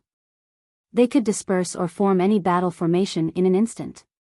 One might think they were alone, but in fact, they had 7 other brothers behind them who could help to crush their enemies at any time. They were just like parts of a single entity. As the group of human masters watched on, they felt both amazed and ashamed. They had no idea how these ninth-order small stone race masters did it, but they knew that the humans could never achieve such a thing. Even if they had full and complete trust in each other, each individual among their race had their own way of thinking. Even more fundamentally, there were differences in strength and aura among humans, so achieving a perfect balance was just now feasible. The appearance of the 8 ninth-order small stone race personal guard not only helped to relieve Zhang Ruoxi's crisis, but also opened up a counterattack opportunity against the royal lords under Zhang Ruoxi's leadership. But that was not the end of it. The void corridor that Zhang Ruoxi had created with her amazing skills did not disappear. Following closely behind the 8 ninth-order small stone race masters, more of the small stone race soldiers stepped out from it. They continued emerging in an endless stream, too many to even be counted. In just a short amount of time, an army of millions had gathered outside the void corridor. Even though there weren't many masters among them, their numbers were still a sight to behold. And all this was just the beginning. As even more emerged, they soon began covering the void, filling one's field of vision. Previously, when they were facing the constant influx of Black Ink clan reinforcements from the primordial heaven's source Grand Restriction, the human race were at a loss, and there were even those who wished that they had their own reinforcements, too. At this moment, that seemingly impossible wish was being fulfilled. Moreover, these small stone race soldiers were somewhat different from the ones that the humans had encountered before. Due to their low sentience, the small stone race acted almost entirely on instinct. This meant that without being refined and controlled by the humans, they were just like scattered sand and it was difficult for them to unleash their full potential in large-scale warfare. However, those that walked out of the void corridor at this moment had formed one imposing and uniform army. The first small stone race army to come out did not blindly charge at the Black Ink clan, but scattered apart to guard the void corridor so that even more of their companions could emerge. It was as if someone was commanding and controlling them. Many human race masters who realized this turned their gaze to the figure who was slaughtering the royal lords and drawing an endless stream of wails from them. She was perhaps the only person who could command and control so many of them. The chaotic dead territory. Mi Jingluan realized where the void corridor led to. For so many small stone race masters to come out, the place the void corridor was connected with had to be the chaotic dead territory, a paradise for the small stone race. According to Yang Kai, the burning light and serene glimmer had nurtured countless of them, and the ones he brought out and handed to the human race were simply scavenged from the chaotic dead territory.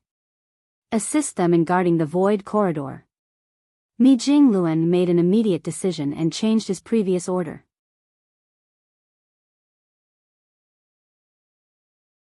Martial Peak, Chapter 5972, Racial Superiority. Zhang Ruoxi no longer needed help from the humans to save her, but whether it be the void corridor that was connected to the chaotic dead territory or the opening at the primordial heaven's source grand restriction, those places needed to be guarded, and they were also the key locations that would help the human race army turn defeat into victory. Everyone was glad since the two entrances were not far away from each other, so they would not have to scatter their forces too much to guard both points. At the same time as when Mi Jingluan gave his order, some of the masters from the Black Ink clan realized that things were taking a bad turn for them. Large armies of small stone race were constantly pouring out of the void corridor that led who knew where.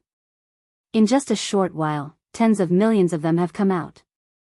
If they did not bring down that void corridor, then it would not take very long for the small stone race to even the playing field with them in terms of numbers, and if that were to happen, then it would not simply be the humans that they had to deal with. While the human race army were rushing to the void corridor, many masters from the Black Ink clan led their own subordinates in the same direction. The void corridor to the chaotic dead territory had instantly become a focal point of the battlefield, catching the attention of millions of pairs of eyes. Even though the human race army moved sooner than the Black Ink clan, they were also further away, so, when they were only halfway there, the Black Ink army had already surrounded the void corridor in all directions, but the emergence of the small stone race had also diverted much of their attention, which resulted in the situation becoming much safer for the human race. A war that was even more intense from the fight between the human race and the Black Ink clan broke out. Although the human race army was completely made up of elite soldiers, they were very limited in numbers. During the previous confrontation, the human race army's strategy was to use superior mobility to slaughter as many enemies caught in their path as possible.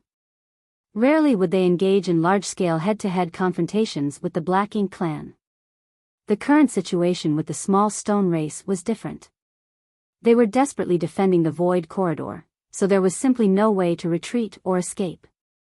Once the Black Ink clan army were to come in from all directions, both sides would immediately break out into a stunning battle.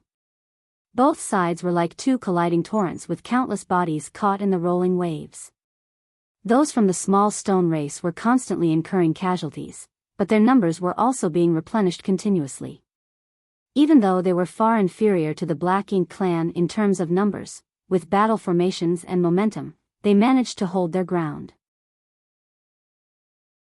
It was as if there was an invisible hand that was controlling everything about the small stone race, so that these creatures that were supposed to have little sentience and could only act on instinct could now be molded into a single strict army that knew when to advance or retreat. There were not too many masters among the small stone race, and the drawbacks of that were soon apparent. This was Yang Kai's inadvertent mistake when he took so many 8th Order and 7th Order small stone race masters with him on his last trip to the chaotic dead territory, resulting in the small stone race army lacking masters among them. The small number of 8th Order small stone race masters here were no match for the pseudo-royal lords, so no matter how much they replenished their numbers, it took only a few moments of fighting before the Black Ink army were able to find opportunities to rip several openings into their line of defense. Fortunately, the human race army arrived just in time. Under Mi Jingluan's command, the humans immediately split into several groups and plugged into the different openings to fill them. With the help of the 9th Order masters, they were able to hold their line, albeit only barely. The situation was still not looking optimistic. The Black Ink clan army's attack was growing increasingly intense, and if the small stone race army couldn't gather enough mass, then there was still a risk of their lines being broken through. The small stone race in the void corridor were already gathering their troops at the maximum speed possible, but they could only barely keep up with the rate of their casualties. The defensive line kept on shrinking and the space for the joint forces of the small stone race and the human race to move around in was constantly being constricted.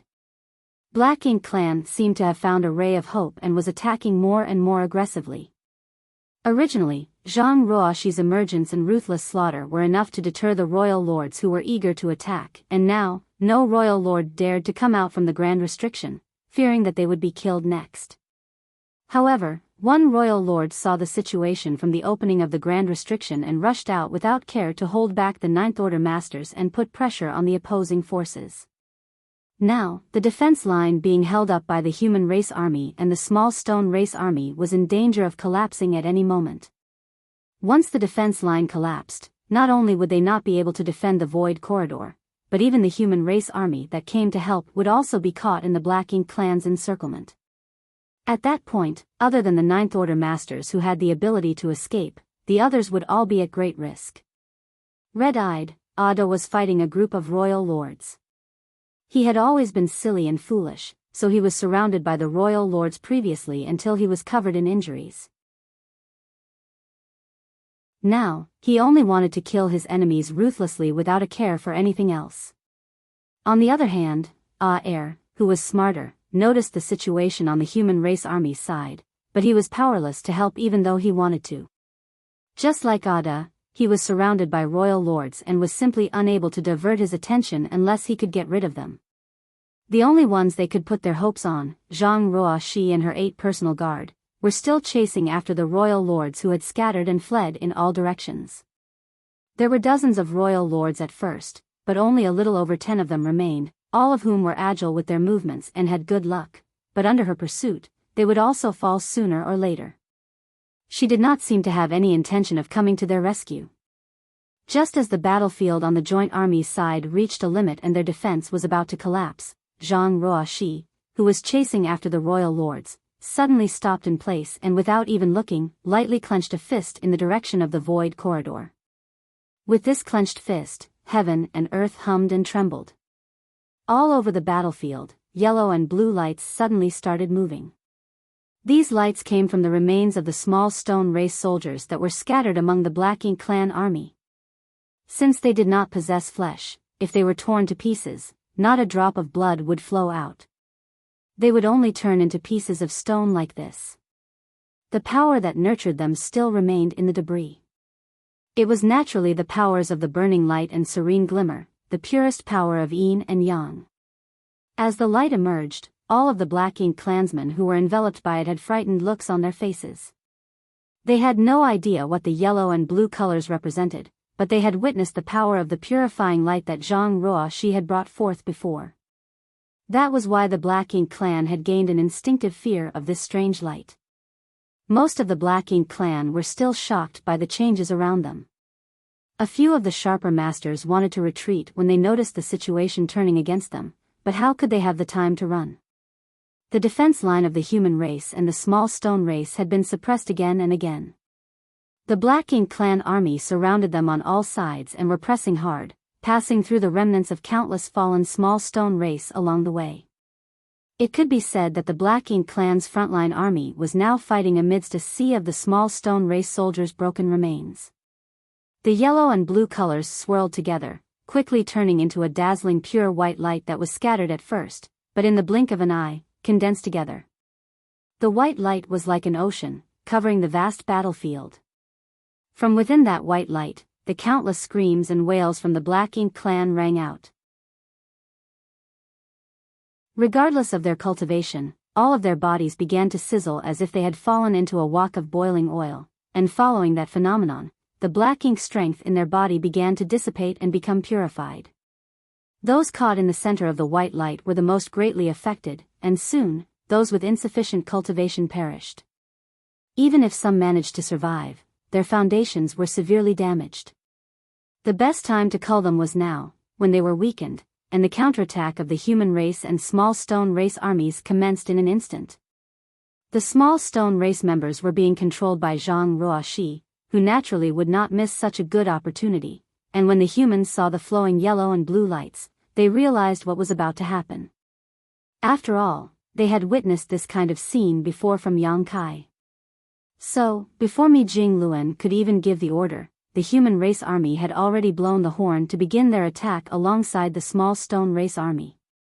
On Pure Yang Pass, Mi Jingluan sighed in his heart. No wonder Zhang Ruoxi said that she was taught everything she knew by Yang Kai. This manner of dealing with her enemies is carved from the same mold. The Black Ink clan army suffered grave losses due to being caught off guard in this unexpected situation, and the troops on the front line were completely annihilated almost instantaneously. Even several of the royal lords, who had jumped into the battle from the primordial heaven's source Grand Restriction, died in this trap. The defensive line that had been suppressed to the limit began to expand in all directions, and with the collapse of their army in the front lines, the Black Ink clan's rear also quickly withdrew. By the time the dazzling light subsided, the intense exchange of offense and defense had ended as well. The joint army's defense line was restored to its previous state, but they did not continue pursuing the fleeing Black Ink clan, not because they did not want to, but because they could not.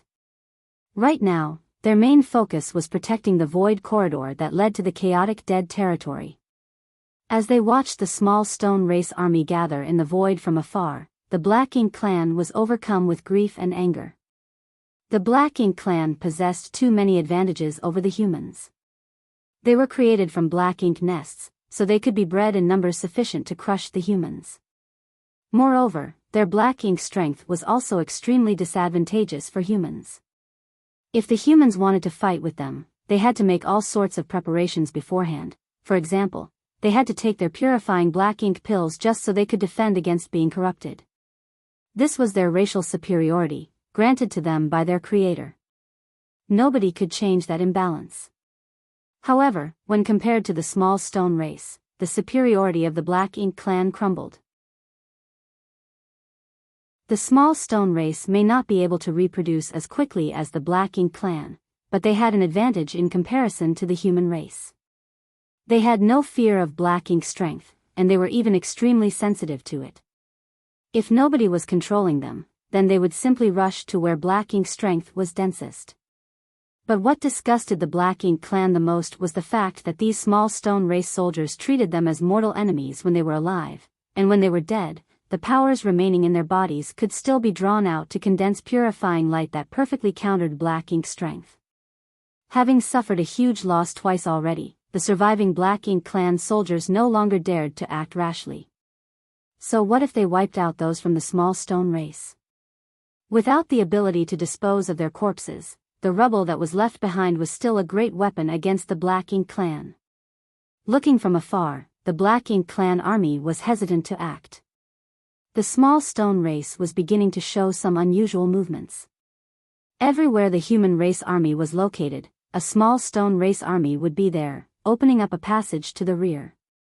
Initially, the humans did not understand what they were trying to do, but soon, the humans realized and reacted. The small stone race army had taken the initiative to open a passage to the void corridor so as to allow the human race army to head inside to guard it. At the same time, the small stone race army surrounded the interior, the area around the void corridor, in layers so that the human race army had the chance to recuperate peacefully for a while.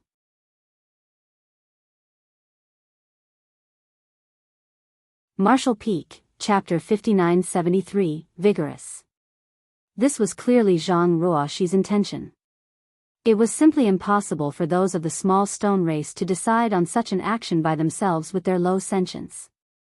Many of the human race masters were overjoyed. After months of fighting such a fierce battle, they hardly had any time to rest and recuperate. Each army was about to reach their limits, and even the Ninth Order masters were no longer at their peak. Otherwise, Mi Jingluan would not have had the idea of withdrawing the whole army previously. No one could have thought that a safe place for them to rest and readjust their conditions would still be able to exist in the middle of such an intense battlefield. Even though this time to recuperate would not last for long, in these circumstances, any time they had for recuperation was precious. So, after they understood what the small stone race army's intentions were, the human race army did not hesitate to retreat to the direction of the void corridor. The openings were once again filled in by the densely packed troops of the small stone race army. Looking at the small stone race figures that filled the void in all directions, the humans could not help but feel a sense of security, and the tension that had been building up in their minds over months had also eased up completely. A large number of pills were distributed, as well as various combat supplies. This time, the human race no longer held any reservations. They used up all the supplies that they had been saving up since this was their last battle. This battle was about the survival of their race, and if they were to win, they would remain the masters of this world, but if they were to lose, then there would be no humans left. What was the point of rationing supplies at these times? Naturally, they should restore the strength of their army as much as possible in preparation for the final battle. Soldiers of the small stone race were still constantly coming out of the void corridor, and their number was growing bigger and bigger. The surviving Black Ink clansmen would not dare to act rashly anymore. Masters from the Black Ink clan were all looking at the small stone race, all of them feeling a throbbing headache over the situation. Moreover, what they had to deal with now was not only the joint forces of the small stone race and human race army.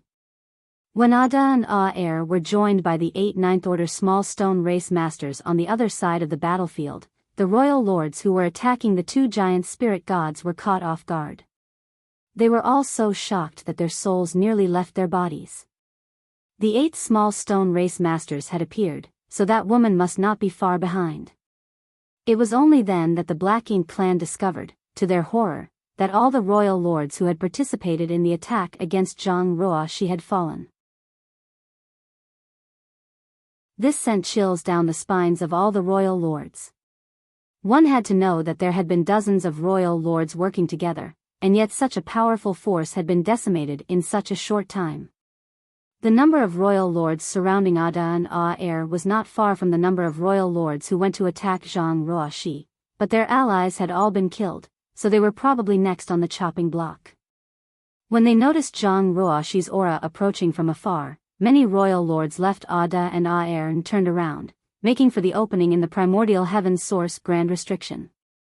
Together, they instantly broke through the defense line of the small stone race army and plunged into the Grand Restriction without even glancing back. For some of them, it had only been days ago they were dreaming of escaping this cage called the primordial heaven's source Grand Restriction and conquering everything before their eyes. They had waited millions of years for this dream to come true. However, the feelings of joy did not last long. They had now realized that there was no safer place in this universe than the primordial heaven's source Grand Restriction. Unless the Supreme One woke up, no one could stop that woman's massacre. With nearly half of the royal lords who were restricting them out of the way, and with 8 Ninth Order small stone race masters assisting them, the 2 giant spirit gods turned the tide in an instant. Ada reached out and grabbed a royal lord who was trying to escape and, with a roar of rage, stuffed the royal lord into his mouth. No matter how hard the royal lord struggled, he could not shake off his huge hand. Once he had been sent into the large abyss, Ada bit down on him. As if he were biting into a worm, black blood spurted between his teeth and the royal lord's aura was instantly obliterated. Ada then roared, venting his anger. He was a powerful giant spirit god, yet he was being put into such a miserable situation under the encirclement of the royal lords. This insult was simply unbearable. Aer did not stay idle either. He punched and kicked, each blow appearing simple, but could in fact crush a large piece of the void, blocking the royal lord's plans of escaping. The wings on Zhang Ruoxi's back flapped, sending her across the battlefield as a long pure white band of light trailed behind her in an exceptionally beautiful sight. She did not care about the battlefield where the giant spirit gods were and instead charged straight past it and into the opening of the primordial heaven's source Grand Restriction. Many other royal lords were watching the battlefield from within the Grand Restriction, including those who had fled back inside. They thought that they were safe inside the Grand Restriction. But then disaster followed. A commotion erupted at the opening, and royal lords were being slaughtered rapidly, their miserable screams ringing in the void. At the center of the small stone race army's defenses, among the human race soldiers who were recuperating near the void corridor, countless masters looked on in awe at this amazing scene. They had never felt as good and as happy as they were at this moment. Now that gets the blood going. Yang Lai quietly wiped the sweat from his forehead as he refined the medicinal efficacies of his spirit pills. Even he did not expect Zhang Ruoxi to enter the Grand Restriction. It was truly an attention-capturing event, especially since that was where the Black Ink clan's mother nest or source was located. Who knew how many royal lords were gathering inside? He had met Zhang Ruoxi a few times before and knew that this woman was very close to Yang Kai, but he had never known that she was this powerful. But what tickled his curiosity even more was how this woman's shocking cultivation had come about. The power that she wielded had already surpassed that of the giant spirit gods. There were still an indistinct but large number of figures standing around at the opening, and many more of the Black Ink clan's reinforcements were pouring out to provide support on the battlefield. However, Zhang Ruoxi rushed in and cut them all down like vegetables, sweeping the entrance clean until no more of their figures could be seen, and the Black Ink clan's reinforcements also came to an abrupt halt. It was not until an hour later that a figure emerged from the opening, the wings behind her back still as glossy as jade, a sight that dazzled all that beheld it. Damn woman! Have some consideration for the elderly. The voice of Wu Kuang rang out beside Ruoxi's ears, sounding slightly helpless. He was tasked with controlling the primordial heaven's source grand restriction and was united as one with it in a sense, so every time the grand restriction was ripped open, he would suffer a certain amount of backlash. The openings that happened previously were mostly done of his own accord, so he could control them to a certain extent. However, when Zhang Ruoxi suddenly rushed in, the large opening in the grand restriction had been torn apart 3 times before, and though royal lords could pass through it, it was still not enough for someone like Zhang Ruoxi to pass through. Just now, Wu Kuang had almost shrieked when he saw Zhang Ruoxi rushing over. From his standpoint, it was as if an unstoppable force was charging at him. Even though he expanded the opening as fast as he could, he was still caught off guard by Zhang Ruoxi's sudden charge and he could not regain control for a while. The feeling was just like having his entire being ripped apart. And that was why he had to complain. Zhang Ruoxi smiled, more or less understanding Wu Kuang's meaning. She then apologized, "Forgive me, Senior." It was Junior who was reckless. She was strong, beautiful, had a sweet voice and a pleasant demeanor, so what could Wu Kuang say? After holding it in for a while, he let out a sigh and muttered, "You did well." While others could not see what was going on inside the grand restriction, he could still feel a thing or two since he was in control of it. Within an hour of Zhang Ruoxi entering the grand restriction, no less than 30 royal lords had been executed. As for the weaker Black Ink clansmen, countless had perished. If not for the fact that the grand restriction was indeed unsuitable for long fights, Zhang Ruoxi would not have come out so quickly. Instead, she would probably have continued fighting for as long as possible before re-emerging. Senior is too generous. Junior has only done what was necessary. She looked up into the void. In the hour since she disappeared, something else had changed on the battlefield. The most obvious one was the fact that Ada and Aer had finally been freed from their predicament. The 2 giant spirit gods had been besieged by dozens of royal lords and were having trouble getting out, but thanks to Zhang Ruoxi's deterrent, nearly half of the enemies had fled back into the grand restriction. The remaining half were no match for the 2 giant spirit gods and the 8 ninth-order small stone race masters and were soon smashed into pulp. At the same time, the small stone race army, which had been guarding the void corridor all this while, began to move as well. Up until then, they had been firmly guarding the space around the void corridor and even had the strength left to provide a sanctuary for the tired human race soldiers to rest and recuperate. But as time passed, more and more small stone race soldiers emerged from the passage. There were now over 100 million of them, and even more continued to pour out. No one had any guesses as to just how many small stone race soldiers there were gathered at the other end of the void corridor still. The number of troops that the small stone race had already surpassed that of the surviving Black Ink clan army. So, they attacked with determination.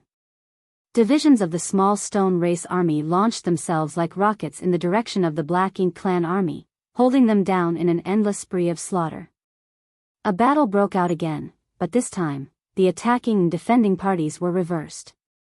In the short time that passed, the small stone race had already amassed enough forces to confront the Black Ink clan head-on. The Black Ink clan was still massive in number, but they were being purged at an astonishing rate, demonstrating that they were also exhausted and defenseless.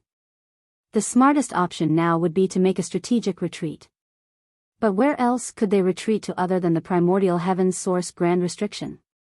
The void within primordial heaven's source grand restriction was their home, their foundation, but even if they could escape, the primordial heaven's source grand restriction could not move.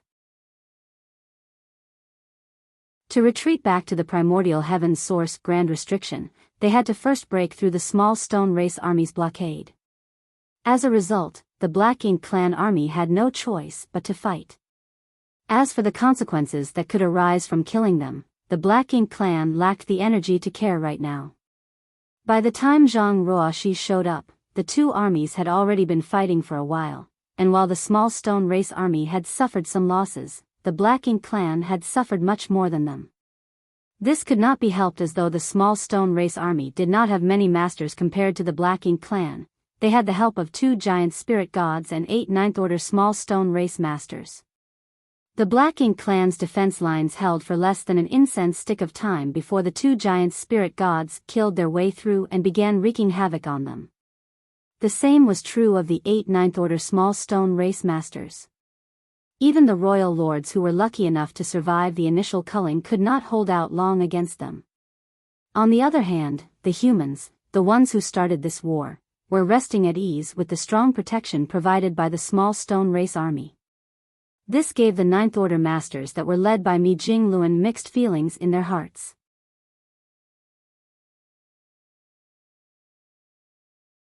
Martial Peak, Chapter 5974, Long-Term Goal.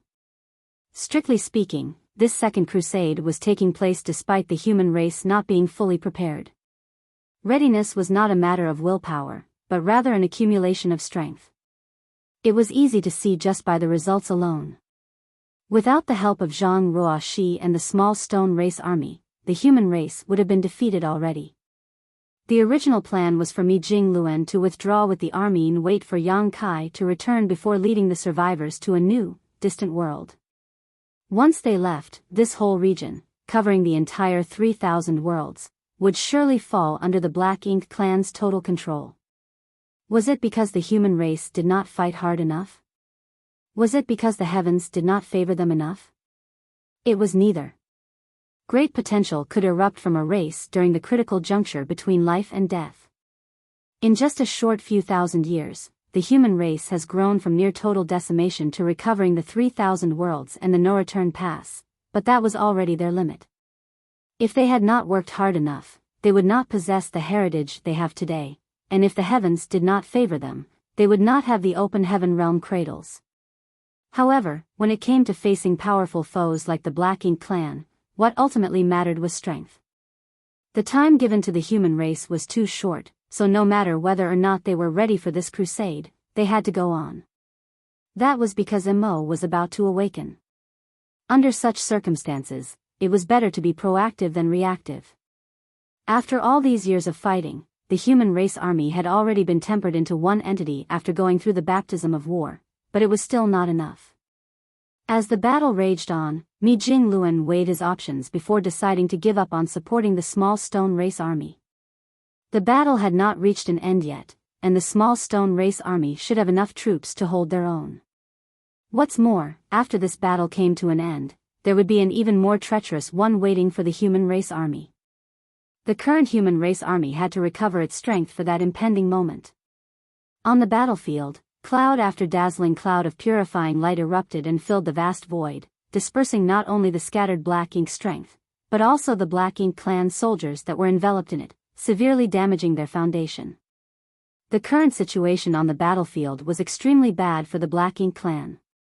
The primordial heaven's source Grand Restriction was no longer providing reinforcements, and even the royal lords did not dare to go near the opening to check out the situation for fear of being seen by Zhang Ruoxi and drawing her wrath upon themselves. On the other hand, the small stone race soldiers still had a steady stream of reinforcements pouring endlessly out of the void corridor and entering the battlefield. Even though the Black Ink clan had tens of millions of troops left, it was still difficult to hold off their enemies effectively after losing the few royal lords and pseudo-royal lords they had to the 8 ninth-order small stone race masters. The 2 giant spirit gods rampaged, and the 8 ninth-order small stone race masters were also advancing like they were chopping down bamboo. Division after division of uniformed small stone race troops swarmed in from all directions. The circle was constantly shrinking, and lives from the Black Ink clan dissipated alongside its progress. It wouldn't be long before the small stone race army was able to wipe out the Black Ink clan forces scattered outside of the primordial heaven's source Grand Restriction. On the 2306th world, where Yang Kai was suppressing and sealing Mo's source, a large battle was similarly going on. Mu's shadow was holding back the many black-ink disciples of this world on her own so that Yang Kai could suppress and seal the source piece in peace. Summoning the profound source gate, a slit cracked open from the gate. Within its suppressing and sealing territory, Mu's source piece poured out. As with all the times before it, the source piece seemed to be pulled by an inexplicable force towards the open gate. Yang Kai had witnessed this scene many times before and was not the least bit surprised. According to Mu, the profound source gate was a supreme treasure born alongside the universe, outside which the primordial light was born, and behind which the primordial darkness was nurtured. The primordial light was symbolic of all the brightness and wonderfulness of this universe. Not bound by the profound source gate, it left after its inception, but the darkness born within the profound source gate could not as easily escape. That was until the primordial darkness gained sentience of its own after accumulating for endless years. That was Mo. For Mo, the profound source gate had the natural power to suppress and seal it, which was why Mu hid the profound source gate in the primordial world. Only the profound source gate could suppress and seal Mo's source. Each of the previous attempts was uneventful. Once the profound source gate was summoned and opened up, the source piece would be drawn into it and sealed. But this time, things were not quite the same. Yang Kai could clearly sense Mo's source piece struggling violently, as if it had a consciousness of its own, trying to escape the pull of the profound source gate. However, it was still only a small piece of a whole, and in the end, it could not resist the profound source gate's power. As the source piece was about to pour through the gate, a pair of eyes suddenly opened in the darkness. The eyes were so indescribably black that they seemed to contain all the darkness in existence. Even Yang Kai could not help but feel a chill run through his body as they stared at him. Fortunately, it was just for a moment before the source piece disappeared into the gate, and the chilling sensation disappeared without a trace. We're reaching the limit. Yang Kai had a feeling. He had traveled through more than 2,000 worlds on his journey, and had managed to suppress and seal almost 1,000 pieces of Mo's source. Mu had divided Mo's source into 3,000 pieces and sealed them into 3,000 different universe worlds, and through his journey, Yang Kai managed to suppress and seal a lot of them despite all the twists and turns he encountered along his way. This amount was almost 30% of Mo's source pieces, which was already a very fruitful number. The more source pieces that were suppressed and sealed, the greater of an impact there would be on Mo. Even if Mo were to awaken completely at this moment, its strength would still drop drastically from its peak due to its compromised source. But it was still not enough. After all, Mo was said to be in the legendary creation realm. Without facing it directly, nobody could predict just how powerful it really was. Even without 30% of its sources, its remaining strength was still great enough that it was not something the current human race could contend with. Yang Kai was slightly relieved to have gotten some news about Zhang Ruoxi from Wuquang. Wuquang's thread of consciousness only had a faint connection to his true self outside, so his perception of things was not very clear. So not only did Yang Kai find his information to be unbelievable, but even Wuquang himself could not be sure. Regardless, he had to speed things up on his end. Before Mo awakened, he had to suppress and seal as many of the source pieces as possible, even if it was just one more. Senior. Yang Kai turned around and shouted as he withdrew the profound source gate. Hearing this, Mu, who was helping to ward off the countless black ink disciples, rushed to his side and raised her palm, gracefully patting downwards. Following that, amidst the furious roars of the many black ink disciples, Yang Kai's body turned into a stream of light and took off into the sky. In the primordial world, Little 11's illness was getting worse. His small body was as cold as ice one moment, and as hot as magma the next. At first, he was able to keep himself conscious, but by now, he was mostly asleep, and the time he could stay awake was getting shorter and shorter. As he slept, he was haunted by unceasing nightmares that caused him to shake and shiver constantly. Mu remained by his side, watching him carefully. When Little 11th finally woke up and opened his eyes, he saw Mu sitting by his bedside, holding him gently. Mu seemed to have sensed his movements as she looked down at him, her eyes bloodshot. She had no idea how long it had been since she had properly rested. "You're awake?" Mu opened her mouth, but her throat sounded very dry. Looking at the red blood vessels in Mu's eyes, little 11's heart ached. A sour taste filled his mouth and even the corners of his eyes grew wet. He turned his head away and wiped the corners of his eyes with his hand, answering with a soft hum. Mu placed her hand on little 11's forehead and felt it carefully for a moment before saying joyfully, "Your fever has gone down. How are you feeling now?" Little 11th was silent for a moment before saying, "Much better." Mu smiled and withdrew her hand. "Good. Get some more sleep and you should get better then." Little 11th opened his mouth. "Sixth sister, I don't want to sleep." He had slept enough already. "Then what do you want to do?" "I want some kanji." The sister and brother, unrelated by blood, had been living together and relying on each other for survival in this bustling city. Mu had cooked many delicious foods for little 11th, but what he wanted most at this moment was the plain rice kanji cooked by her. This was the first food he had eaten since waking up in this world. "Sure." Mu raised her hand and gave him an affectionate tickle on the nose before getting up. "In that case, wait here for a while." Little 11th fell silent. Very soon, the kanji was ready. Mu brought in the pot of cooked kanji and was just about to serve little 11th a bowl when she saw him get out of bed, sit by the table, and pull the pot closer to himself. Mu laughed. "You're planning to eat that much? Be careful or you'll spoil your tummy." Little 11th huffed. "I want to eat. It's not like my tummy is weak." Mu was helpless. Good, you can have it all. If you can't finish it, then you better watch out or I'll spank your bottom." Little 11th couldn't help but clench his butt a little and blushed. "I'm not a child anymore. Stop spanking me for no reason." As soon as he finished speaking, Mu pressed on his nose with a finger, immediately creating a pig's nose on little 11th's face. Little 11th shook his head in annoyance and sniffled. "You're so childish. You're always doing these childish things." Mu covered her lips and giggled, but she stopped teasing him, instead handing over the wooden spoon she brought. Little 11th picked up the bowl and held the clay pot in his arms, digging into his meal. Mu sat by quietly, watching him, saying from time to time, "Eat slowly and be careful so you don't burn yourself. It's not like anyone is going to steal it from you." From time to time, she would help him wipe the corners of his mouth. The freshly cooked kanji was so hot that little 11th kept sucking in his breath. Even his face had grown red and his head was steaming from the heat. It took about an hour, but he did manage to finish it eventually. Even the bottom of the pot was scraped clean without a drop left behind. Mu peered into the pot and joked, "If you ate nicely like that every time, I could save the effort of washing the dishes." Little 11th rubbed his round tummy and made a face at her. "Then won't you turn into a lazy woman? Be careful or you won't be able to get married in the future." Mu raised her hand and smacked him upside the head. "It's not up to you to say whether I can get married or not."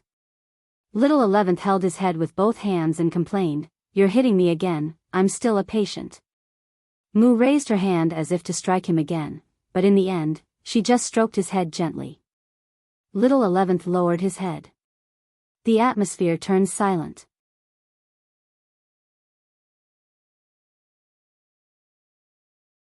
Marshall Peak, Chapter 5975. Hello, we finally meet. In a humble house on the edge of Dawn City, a pair of sister and brother sat opposite each other. Only after a long time did little 11th speak. "Sixth sister, what's the matter? Let's talk after I've finished washing the dishes, all right?" Mu smiled, got up, and picked up the clay pot before walking out.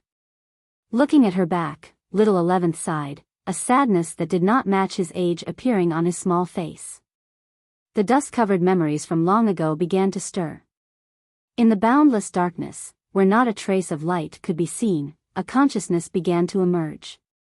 At first, it was dull and incomplete, just fumbling through the infinite darkness by instinct. After an unknown period of time had passed, that consciousness slowly became complete, and as it did so, it gradually became aware of its surroundings. It was as if it was trapped in a strange place, a place of nihility and emptiness where time flowed endlessly, and that made it feel lonely. It began to consciously search for a way out so that it could escape from this place that was keeping it trapped, but it did not even know why it wanted to leave. All its thoughts and actions were purely based on its instinct. It took action, but to no avail, and after long years of suffering, it finally found the way out of that place. However, there was a tightly sealed gate blocking the way. It tried with all its might to break it down, but it was as if the strange gate had a complete suppressive power against it. No matter how hard it tried, it could not budge it in the slightest. Day after day, year after year, it gradually came to feel an emotion called despair. It understood that it was impossible for it to open the gate with its own power. Despair never came without reason, it only appeared when one's hopes were extinguished. For countless years it lived in this dark, lonely world, never understanding what despair meant, until the seed of hope was planted in it. Ironically, from the same gate it found. Countless years of hard work came to nothing in the end, and the ultimate decision to give up was overwhelmingly frustrating. Perhaps it was destined to live in this dark world forever, it thought. That was until one day, it suddenly heard some strange noises when it was sleeping peacefully behind the gate. Until then, it had never even known that such a thing as sound existed in this world. Where it lived, not only was there no light, there was not even a hint of sound. Complete and utter silence. It was awoken from its slumber and listened to the sweet sound of that voice. At that time, it had no idea what that voice was saying. It was not until later that it understood that the person was knocking softly at the gate, asking in a loud voice, "Is anyone there? Hello? Is anyone home?" The flames of hope were rekindled in the ashes of despair that had been tormenting it for countless years. It fought hard to make as much noise as possible from behind the gate, hoping that it could reach the outside. The person at the gate must have noticed it and said gleefully, "Ah, someone's home? Could you please open the gate?" But how could it? It would have done so already if it could. Moreover, it could not even understand what the person was saying at the time. All it could do was keep on making noise in order to make its presence known, praying in its heart that the owner of that voice would not leave no matter what. It had been alone for countless years, and even if it could never leave this desolate world, it was happy as long as the voice outside that gate would not fade away and if it could listen to it in silence. "Are you unable to get out?" The person at the gate began to ask again, seemingly having guessed its situation. The response was always some dull thumping sounds. "I understand now. You're trapped." It dawned on the person outside the gate. How pitiful. "In that case, let me give you a hand." The next thing it felt was that the gate, which had always remained still, began to shake. It was taken aback, yet excited at the same time. But in the end, the gate still did not open. After a long time, that pleasant-sounding voice emerged from outside the gate again. "This gate seems to be an innate supreme treasure. I am not able to open it with my current strength, but I feel that I should be able to open it once I get stronger. Can you wait in there for a while longer? I'll go and cultivate, then come back to you later." It had no idea what the voice was saying. All it knew was that the person left after speaking those words. Its hopes were crushed yet again, and it continued to sink into this dead world, where the boundless despair that enveloped it also continued to make it stronger. It was not until many years later that the voice appeared once more. Overjoyed, it made some noise at the gate as soon as possible. Sure enough, the voice that had once appeared noticed its presence and spoke a few words to it, then fiddled with the gate for a while before leaving again for the second time. But this time, it no longer despaired. It vaguely understood what the person beyond the gate was trying to do, so even in the midst of the boundless world of desolation, it was full of hope and expectation. And so it waited, and waited. In the endless years that followed, in the long river of time that was far too long to trace back, the two powerful existences, one inside and one outside, gradually became acquainted and formed a relationship of tacit understanding with each other. And as the person outside was talking to themselves, it got to learn their language and could already begin to communicate with them in a simple way. For it, This was an exceptionally wonderful experience, and the dark world in which it lived was no longer as dreary because in the midst of that darkness was a heart filled with hope. It remembered vividly the conversation that took place between them, even when that person outside the gate arrived for the 7th time to try and let it out but failed. I've already cultivated into the peak of the 9th order, but how come this gate still won't open? How annoying. Annoying. It repeated, not so much frustrated as happy. Its greatest wish was no longer to open the gate and leave this place, but to have someone to accompany it outside the gate and talk to it. That alone was enough to satisfy it. Being able to hear her speak filled it with so much joy each time that it would roll around behind that gate for days on end. I have to figure out a way, but the 9th order should already be the upper limit of the open heaven realm. What must I do to break through even further above that? The person behind the gate sounded worried.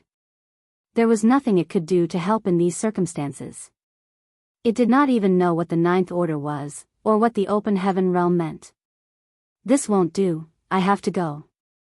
The humans are currently in a bad situation since the great monsters are not easy to deal with, but rest assured, none of them are as powerful as I am. I'll come back for you once the situation stabilizes, maybe then I'll be able to open this gate and let you out.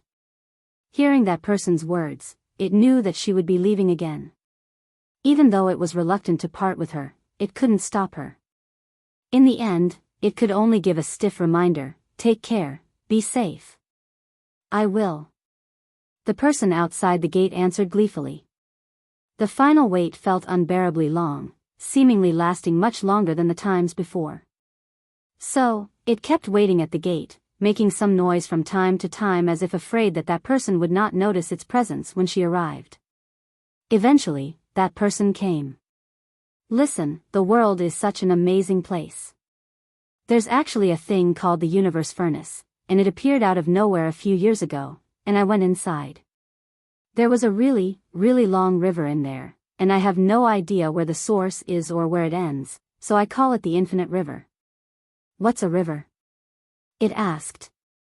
A river. It's hard to explain, but once you come out, you'll know if I bring you there. Besides the river, there were also big mountains. Oh, what else? Then, I emulated the infinite river and refined a long river of my own, but it was still a far cry from that infinite river. Still, I am now much stronger than before, and I have a very strong feeling that I will be able to open the gate this time. And so, it responded, you say that every time you come here, but then you fail every time. The person outside sounded disgruntled. Wow, you've actually learnt to insult me. That makes me mad. No, I wasn't trying to. It felt guilty and apologized in a panic. The person outside the gate giggled. The sound of her laughter sounded even better than before. I was just kidding. You're so gullible. After making sure that she wasn't really angry, it finally felt at ease. All right, I'm going to open the gate now, so stand back, or I might accidentally hurt you, said the person outside the gate. And so, it moved away from the gate as it was told, and the next thing it knew, the tightly closed gate began to rumble and shake even more violently than ever before. It was sure from this that the person on the other side had indeed increased their strength greatly and became much stronger than previously. This also helped to give it more confidence in that person, thinking that there might actually be hope of the gate opening this time. Hope came quickly, and with the violent movement outside, the gate that had been tightly shut all this time parted to either side, gradually revealing an opening. When the light from the outside pierced through the darkness, it couldn't help but lose itself for a moment, staring in awe at the light that it had never seen before with both mind and body trembling. So this was the legendary light. Even a being born in darkness like it had an innate yearning and thirst for such light. Just this ray of light taught it that the world outside was countless times more exciting than the place where it was born. It won't open any more than this, the person outside the gate yelled in a strained voice. This is the limit. Quickly, get into my space-time river, I'll pull you out. As soon as she spoke, a great river came tumbling through the opening, pouring into the endless darkness. It dared not hesitate and plunged headlong into the river. Immediately afterwards, it felt a mysterious force drawing it towards the opening in the gate. Almost at the very moment that it exited the opening, the gate that had been opened closed shut again. The space-time river, which she had yet to fully withdraw, was even cut off, and part of it was left in the darkness forever. However, it was oblivious to such a thing happening. It was fighting its way up the river, and the moment that light filled its vision, it finally saw the figure that had been accompanying it outside the gate for countless years. There was a touch of crimson at the corner of that person's mouth. She wiped it away as if it were nothing. Grinning, she looked at the black blob that had floated out from her space-time river and greeted it with familiarity. "Hello. We meet at last. Sullivan, this just makes a mess of the whole story." So, it was not the 10 that found Mo. These two met beforehand. "Not sure how I can fix this equals." "Equals okay."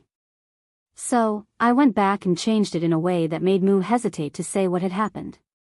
Since we have Tsang also telling the same story as Mu, let's just pretend that the 10 agreed upon this story so that Mu won't get blamed.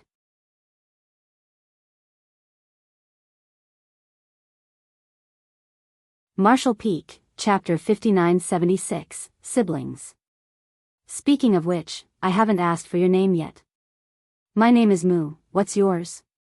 It would never forget their first meeting. There was a touch of red blood on the corners of her lips as this quiet and gentle woman stood in the void, looking at it with a smile on her face.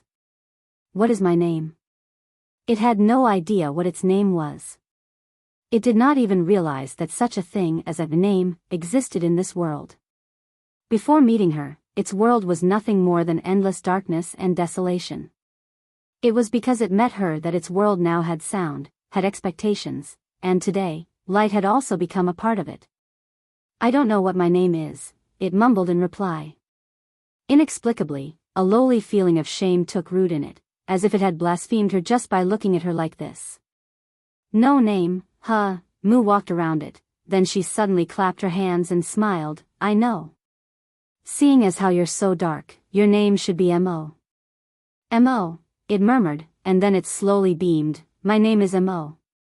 It had its own name now, and it was Mu who gave it to it. It was determined not to lose it in its life, and one day, it would let everyone know its name. But soon, it realized that its appearance was not quite the same as Mu's. Mu had arms and legs, a head and a body, and she was even wearing pretty clothes. She was such a pretty person. It also wished that it. As those thoughts ran through its mind, the round black blob, without a fixed shape, began to warp, gradually transforming until it looked just like Mu. Mu looked at it in surprise. "You can even assume human form, but this won't do, you can't look like me." Mo was puzzled. "Why?" Mu kindly explained, "Because everyone is unique in this world." Mo didn't quite understand, but if Mu had said it, then it must be true. It was a shame that it couldn't look like her. She definitely had the most beautiful appearance in this world, it thought to itself. "Then, what should I look like?" Mo asked. "Just the way you were is good, too." After a pause, she added, "But if you have to assume human form, then why don't I give you a hand?" "With what?" Changing your appearance, Mu reached out her hands and pounced on it with a teasing grin on her face, then she began to rub and shape it. Mo did not resist, allowing her to do as she pleased. Mu worked for quite a while before taking a few steps back and studying Mo carefully, after which she nodded in satisfaction. "There, that'll be your look." Mo held out its hands and spread them out in front of itself, feeling confused as it looked at its small hands. Seeing its confusion, Mu took the initiative to explain, "This is what my brother looked like, but he died when he was very young, so you can take his form from now on." "Okay," Mo responded obediently. Mu then looked up at the profound source gate again and rushed over to it with excitement. "This gate is a treasure. It ate a part of my space-time river, so I'll have to take it with me."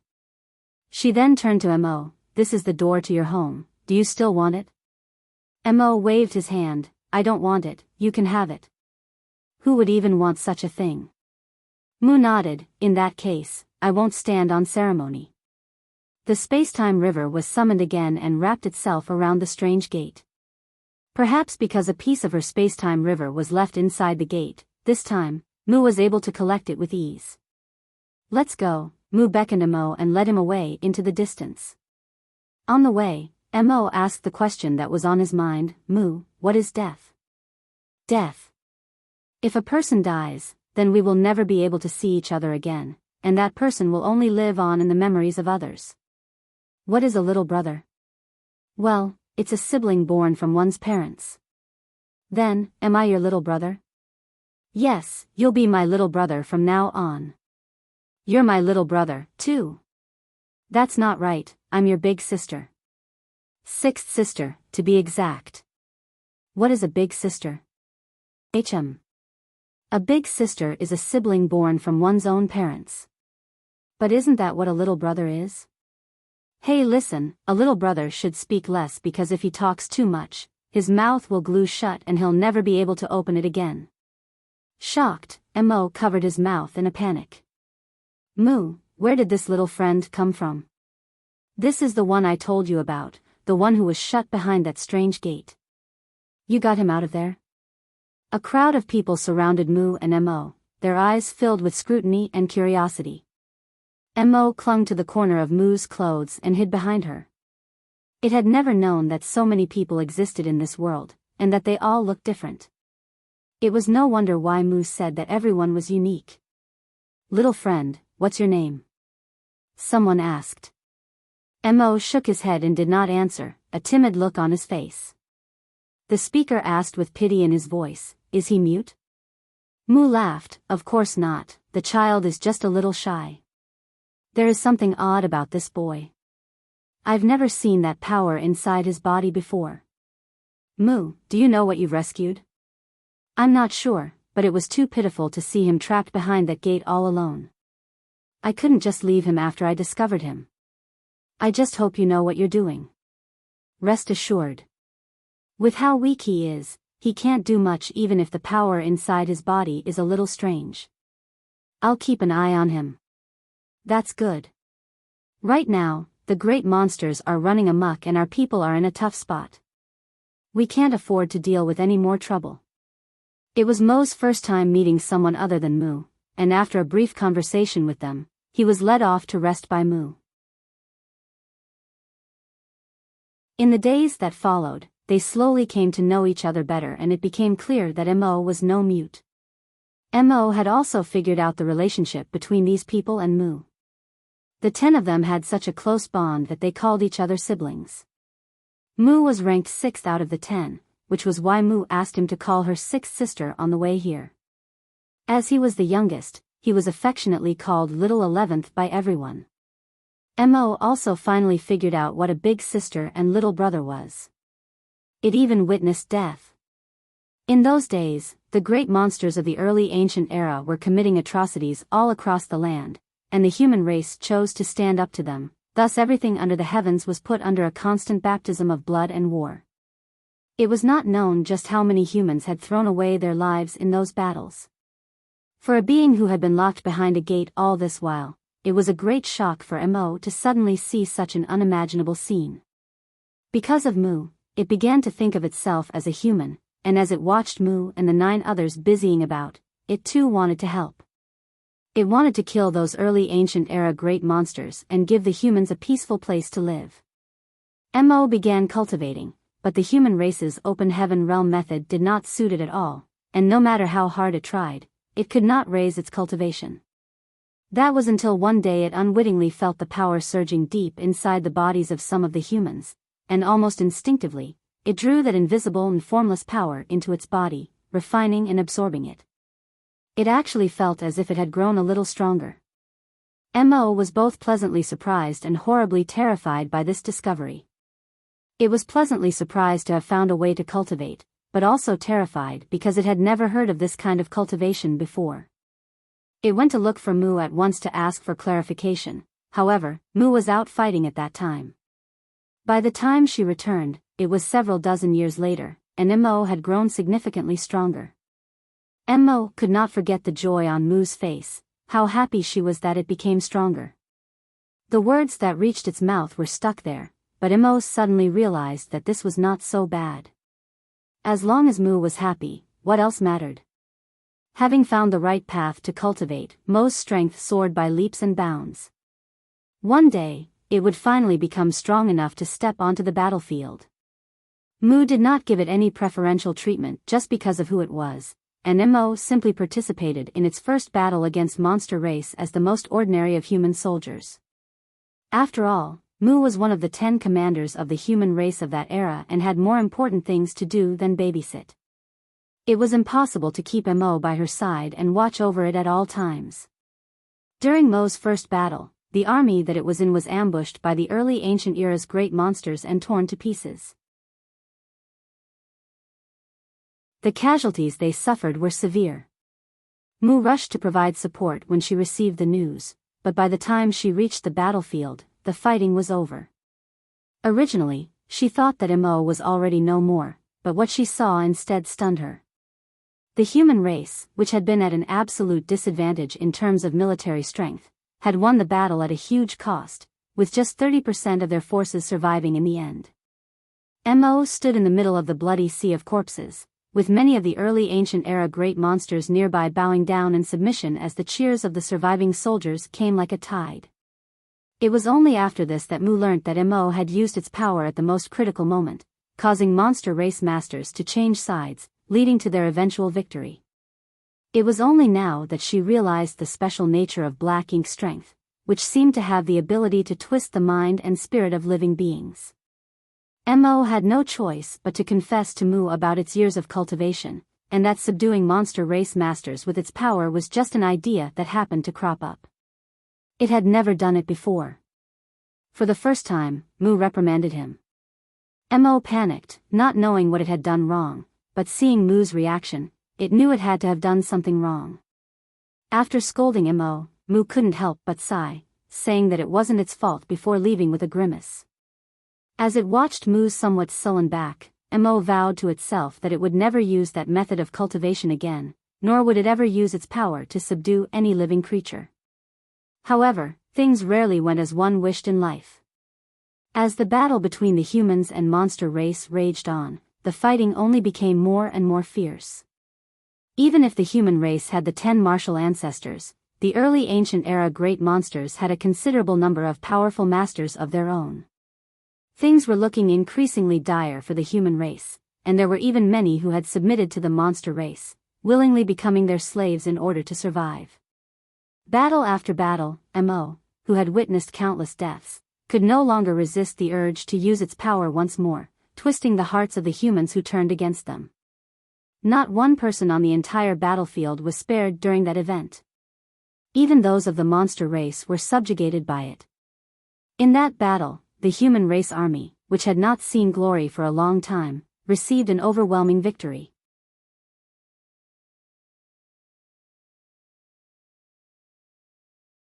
Martial Peak, Chapter 5977, The Right to Live. Once the darkness was unleashed, it was difficult to seal it up again. While the 10 martial ancestors were fighting against the early ancient era great monsters at the forefront of the battlefield, Missouri subordinated batch after batch of helpers, leading the human race at the back and obtaining victory in every battle. As time passed, it became stronger and stronger. Mo had achieved what it vowed to do back then, to spread its name and make itself known to all of the humans. There was not much that it wanted from this. Mo just wished to end this war as soon as possible. Then Mu would have more time to accompany it again. It was willing to use any means to achieve that goal, bestowing great power on the humans who feared and avoided the war so that they could become fearless. It even began to spread its power to the various universe worlds so that those people could become strong as quickly as possible. All its hard work and dedication had been worthwhile. Mu and the other 10 martial ancestors slayed many of the early ancient era great monsters at the battlefront, achieving a full victory. Meanwhile, the human race army that Mo led was also very successful on each battlefield. The living space for monster race was constantly being shrunk. The human race was about to usher in their final victory. Mo was overjoyed to see Mu again, whom it had not been able to see for many years. With great excitement, it told her about his efforts and achievements over the years, not noticing the troubled look in Mu's eyes. Mo made a wish in front of Mu, that they would never have to be separated again once the war was over. Rubbing its head, Mu agreed. From then on, Mu would bring Mo along wherever she went. Mo was no longer allowed to use the power it had used before, and it was no longer allowed to set foot on the battlefield, but it did not care. Compared to being extolled by countless humans and bending the disobedient ones to its will, Mo preferred simply staying quietly by Mu's side. The war finally came to an end and the human race emerged as the final victors, becoming the masters of the universe while the early ancient era great monsters were almost slaughtered to extinction. Even though there were still great monsters left, it was no longer possible for them to stir up any waves. Mu took Mo on a journey to witness the beauty and peace of the universe, acting like true brother and sister. During that journey, Mu showered it with nothing but care. Mo felt that even if it died at that time, it would have no regrets. Many years later, Mo would ask itself many times why it really didn't die in that beautiful memory, because its life would have been perfect if that was the case. One day, Mu said she would bring it home, to visit the place where it was born. Though it was reluctant to return to that place that had trapped it for so many years, Mo could not deny her since it was Mu who requested it. The two of them traveled together, returning to that ancient land. The other 9 big brothers had already arrived and were waiting for them. After Mu led Mo there, it keenly sensed a massive array being activated, sealing the void in all directions. Mo did not understand what was going on. Until Mu told him the truth. Mo never would have thought that Mu would one day trick it like this. Shock, anger, resentment, all sorts of complicated emotions overwhelmed it. The reason Mu led it here was just so they could suppress and seal it here again, and that last journey would be its final fond experiences. Mo's heart felt as if it had been stabbed. The dependence and trust it once had turned into grief, causing Mo to lose its rationale for a moment. The power that had been built up over the years was released, and Mo's mind became completely twisted. Under Mo's influence, all the beings previously corrupted by his power were turned into slaves. The human race, which had only been at peace for a few years, was once again thrust into an endless war. Inside the small house, Mo sighed faintly as its small figure grew rapidly, transforming into a handsome young man with delicate features in the blink of an eye. He got up, walked out of the house, and looked up at the sky, his gaze absent as his mind drifted. Such an innocent memory from so long ago. Mu came out of the kitchen, wiped her hands on her apron, and looked at him with a faint smile. Are you leaving? Mo turned his head and looked at Mu with a complicated gaze before nodding gently. Mu said to him, all these years, it was Sixth Sister who wronged you. Mo raised his hand to interrupt her, smiling back. You did the right thing, Sixth Sister. Huh? Mu cocked her head at it in confusion. Mo said, I was too young then, mistakenly believing that I had full control of that power, but it proved to be too much for me to grasp. If you hadn't suppressed and sealed me back then, I'm afraid the human race would be no more. Mu was stunned for a moment, then as if understanding something, her face paled slightly. You mean, Mo sighed, that power is the root, I am only its consciousness that has been born through many long years of accumulation. Even though you have taught me about all the wonderful things in the universe, in the end, not everything is good in this world. No matter the kind of consciousness it birthed, its power will continue to grow, and one day even that consciousness will become its slave. When that happens, only one instinct will remain, to conquer and enslave everything. Just as the birth of the Black Ink cult was inevitable in this world, so too was all this predestined. Hearing those words from it, Mu finally understood. So, when the power was suppressed and sealed once more, it instead led you to rediscover yourself? Exactly, Mo grinned. Then now, Mo shook its head, it will all return soon. Sixth Sister, you have already fulfilled your promise. For that, I thank you. Mo looked up at Mu, tears faintly welling in his eyes. Mu promised back then that she would accompany him forever and keep him by her side wherever she went, and she had done exactly that and more. While she was alive, she was constantly watching over the primordial heaven's source grand restriction, and even in her death, the shadows she left behind continued to keep Mo company. Mu tried to make one last effort. If you like, we could go on like this. Mo shook his head sadly. I can't stop it, and besides, since I was born, I, too, should fight for my right to live. These words caused Mu's heart to clench. Every living being had the right to live since birth, to pursue the good things in life. But what if the existence of this being was in itself a sin? Mo looked at Mu with a deep gaze, as if he wanted to brand the figure before him into the deepest part of his mind, into his life, never to be forgotten. He then murmured softly, besides, a world without sixth sister no longer needs to exist. Mo opened his arms as if to embrace the entire world. Winds rose and clouds surged. A black ray of light suddenly descended and entered Mo's body, causing his aura to swell explosively. This was followed by a second, then a third. All the inhabitants of Dawn's city looked up in shock, only to see an endless stream of black light coming from nowhere in the sky, falling incessantly towards a certain spot in the city where a terrifying aura was surging. The inside of the holy temple of the light spirit religion was a chaotic mess. The Order Lords wanted to go and find out what was going on, but they could barely even move their bodies when they felt that terrible power. Everyone's eyes were filled with horror. The turbulent wind blew the small house down, but Mu stood still, completely untouched as Mo had enveloped her in a force that was protecting her. In the 2639th world, Yang Kai managed to repel the attacking Black Ink disciples together with Mu's shadow, but not without difficulty. Just as he was about to use the profound source gate to suppress and seal Mo's source piece, the seal opened by itself before he could even act, and the piece inside turned into a black light that rushed into the sky, disappearing in the blink of an eye. This, Yang Kai looked on in astonishment at what had just happened. Mu's shadow paled and she raised her hand, pressing her palm against Yang Kai's chest before urging, he has woken up. Quickly go to the primordial world, that is the source of my power. Find the shadow I left there and she will tell you what to do. Mo has awakened. Despite knowing that this would happen, Yang Kai could not help but feel his chest tightening when the time finally came. Was it finally time to face the strongest existence in this universe? Yang Kai then silently comforted himself. Somewhere between 30% and 40% of Mo's source should be suppressed and sealed, so in other words, its Black Ink strength had also been weakened by that much.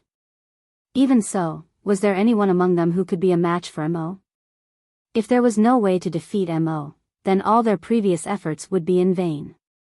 It was too late to ask any more questions though, so under the pull of Mu's power, he disappeared in a flash of light. By this time, the battle outside the primordial heaven's source grand restriction had subsided. Zhang Ruoxi had arrived, bringing with her not only the 8 Ninth Order Small Stone Race personal guard, but also a large army of hundreds of millions from the Small Stone Race soldiers. The Black Ink clan at the opening of the grand restriction no longer dared to come out to fight, so how could the ones left outside be any match for the humans? The Small Stone Race regiments cut through the battlefield one by one, firstly dividing the Black Ink clan army before gradually pecking away at their forces. With the 2 giant spirit gods rampaging through the battlefield, the Black Ink clan army was soon decimated. If this were the past, then the Black Ink clan army might have fled if they were being so steeply suppressed. But this place was the primordial heaven's source grand restriction, where the source of the Black Ink clan was, so where could they flee to? If they fought with their lives on the line, they could at least weaken the enemy and take some pressure off those still inside the grand restriction. With this consideration in mind, the only end for those outside the grand restriction was death. The human race soldiers who were still recuperating watched this scene from afar with mixed feelings. What should have been a certain defeat had been turned around by the Small Stone Race army, but this victory did not dictate the final outcome. It may take an even more grueling and brutal battle to actually win this war. Kacha, suddenly, a strange sound came from the void. Before the human race masters could figure out what was happening, they heard Wuquang's grave voice call out, "Watch out! The grand restriction is about to break." Kacha, the sound began to overlap more and more. The human race army stopped for a moment before immediately getting into formation. As countless pairs of eyes watched on, cracks appeared in the endless darkness of the void, the lines becoming as dense as a spider web in the blink of an eye. A figure had also emerged from somewhere in the Grand Restriction, hurriedly moving towards the human race army. It was Wu Kuang, who had been standing guard at the Grand Restriction for thousands of years.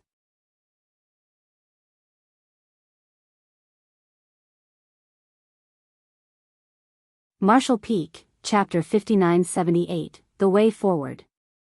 As the primordial heaven source Grand Restriction was about to break, it was pointless for Wu Kuang to stay connected to it any longer. In fact, he would even have to suffer the backlash if he remained. So, the moment he realized that the situation was irreversible, he left the Grand Restriction as soon as possible. With this, he could at least ensure that he would not be injured. As for Yang Kai, who still remained inside, he was no longer able to provide much help to him regardless. What caught the attention of the many Ninth Order Masters, however, was the aura that Wu Kuang was displaying at this moment. Wu Kuang's existence was known only to a few human race masters. They knew that he was sent here by Yang Kai to guard the primordial heaven source Grand Restriction, but no one knows how strong he was, not even Yang Kai. After all, when he sent Wu Kuang here, he was only in the 7th Order Open Heaven realm. Even though he later broke through to the 8th Order and then the 9th Order, no one had any close contact with him, so they could only speculate on his strength. At this moment, Wu Kuang's strength was finally revealed to the world. He was at the peak of the 9th Order. He was even stronger when compared to Xiao Xiao and Wu Qing, the oldest veteran masters of the human race. In the situation they were facing, having another peak 9th Order master would be of great help. However, something unexpected happened before the humans could even rejoice. Wu Kuang's departure from the Grand Restriction sped up its destruction. Even more cracks appeared, and soon, the primordial heaven source Grand Restriction, which had persisted for millions of years, shattered like a broken mirror. Glowing dots of light filled the void, and as the light dissipated, boundless black filled one's vision. The blackness seemed to possess a life of its own, writhing and rolling as the auras of an uncountable number of beings could be felt inside of it. Before the Grand Restriction broke, the Black Ink clan could only leave through that one opening, so even at the height of the Human Crusade Forces crisis, not too many Black Ink clan reinforcements could get out at once. This allowed them to maintain a degree of control over the situation. But now, things have changed. With the complete destruction of the Grand Restriction, all of the Black Ink clansmen hiding inside of it were instantly released. No one had any idea just how many Black Ink clansmen were still hidden in that abyss of darkness. The only thing that the humans could feel glad about was the fact that they had killed many of the Black Ink clan masters before, which relieved some of the pressure they had to face at this moment. The human race army waited with bated breath, but to their surprise, not a single Black Ink clansman emerged from the sea of Black Ink strength even after some time had passed. They seemed to be fearful of something. Soon, the human race masters realized what it was. It was Zhang Ruoxi that the Black Ink clan was afraid of. The power she had shown earlier was beyond comprehension, surpassing even that of the giant spirit gods, allowing her to kill royal lords like she was cutting melons or chopping vegetables. At the moment, Zhang Ruoxi stood at the very forefront of the small stone race army. Despite standing alone, her presence was still intimidating enough that the Black Ink clan did not dare to move rashly. Even though the white wings spread behind her back were small in the face of the darkness that covered everything the eye could see, the light emitting from her was far too bright for any darkness to truly cover. The Ninth Order Masters could not help but feel a little embarrassed at this. If Zhang Ruoxi had not soared across the skies to their aid, their second crusade would have already failed. If that were to be the case, then they would have no choice but to retreat through the path that Yang Kai had prepared for them, to follow him to seek a new life in a new world.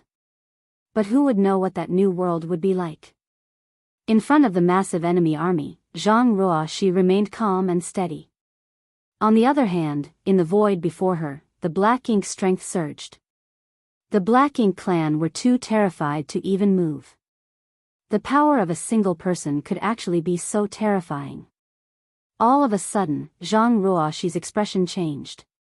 Her eyes narrowed slightly as she stared into the depths of the black abyss. Seemingly noticing something, her wings flapped behind her and she turned into a stream of white light, instantly disappearing into the sea of darkness. From afar, a voice reached Mi Jing Luan's ears. "Sir is inside, I'll go and check on him." In an instant, the black ink ocean became even more agitated.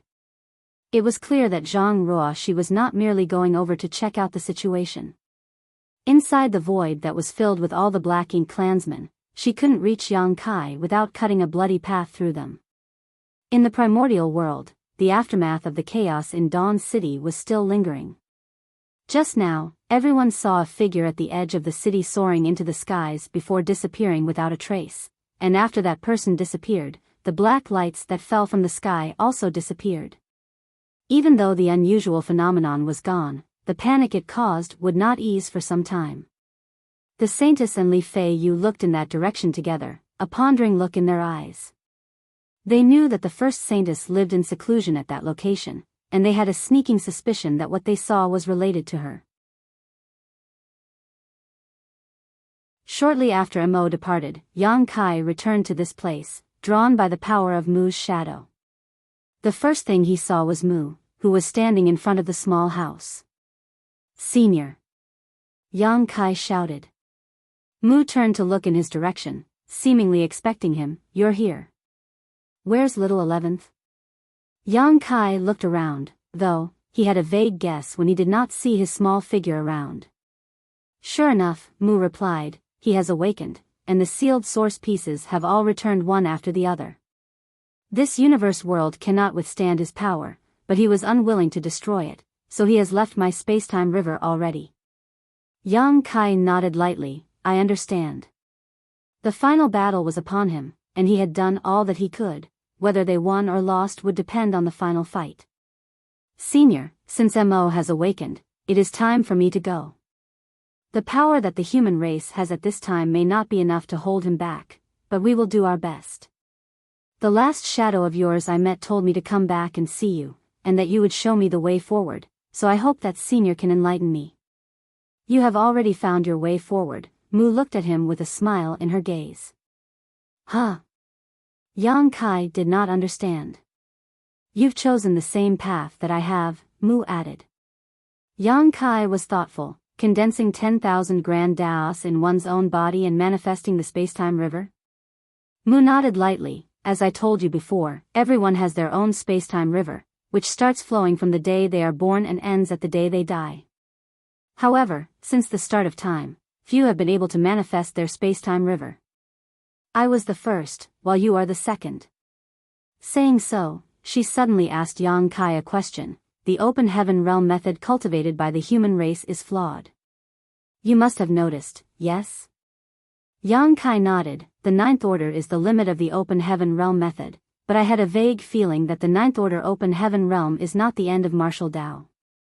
There should be a higher realm above the ninth order, above the open heaven realm." "There is indeed a higher realm above the ninth order," Mu gave him an affirmative answer.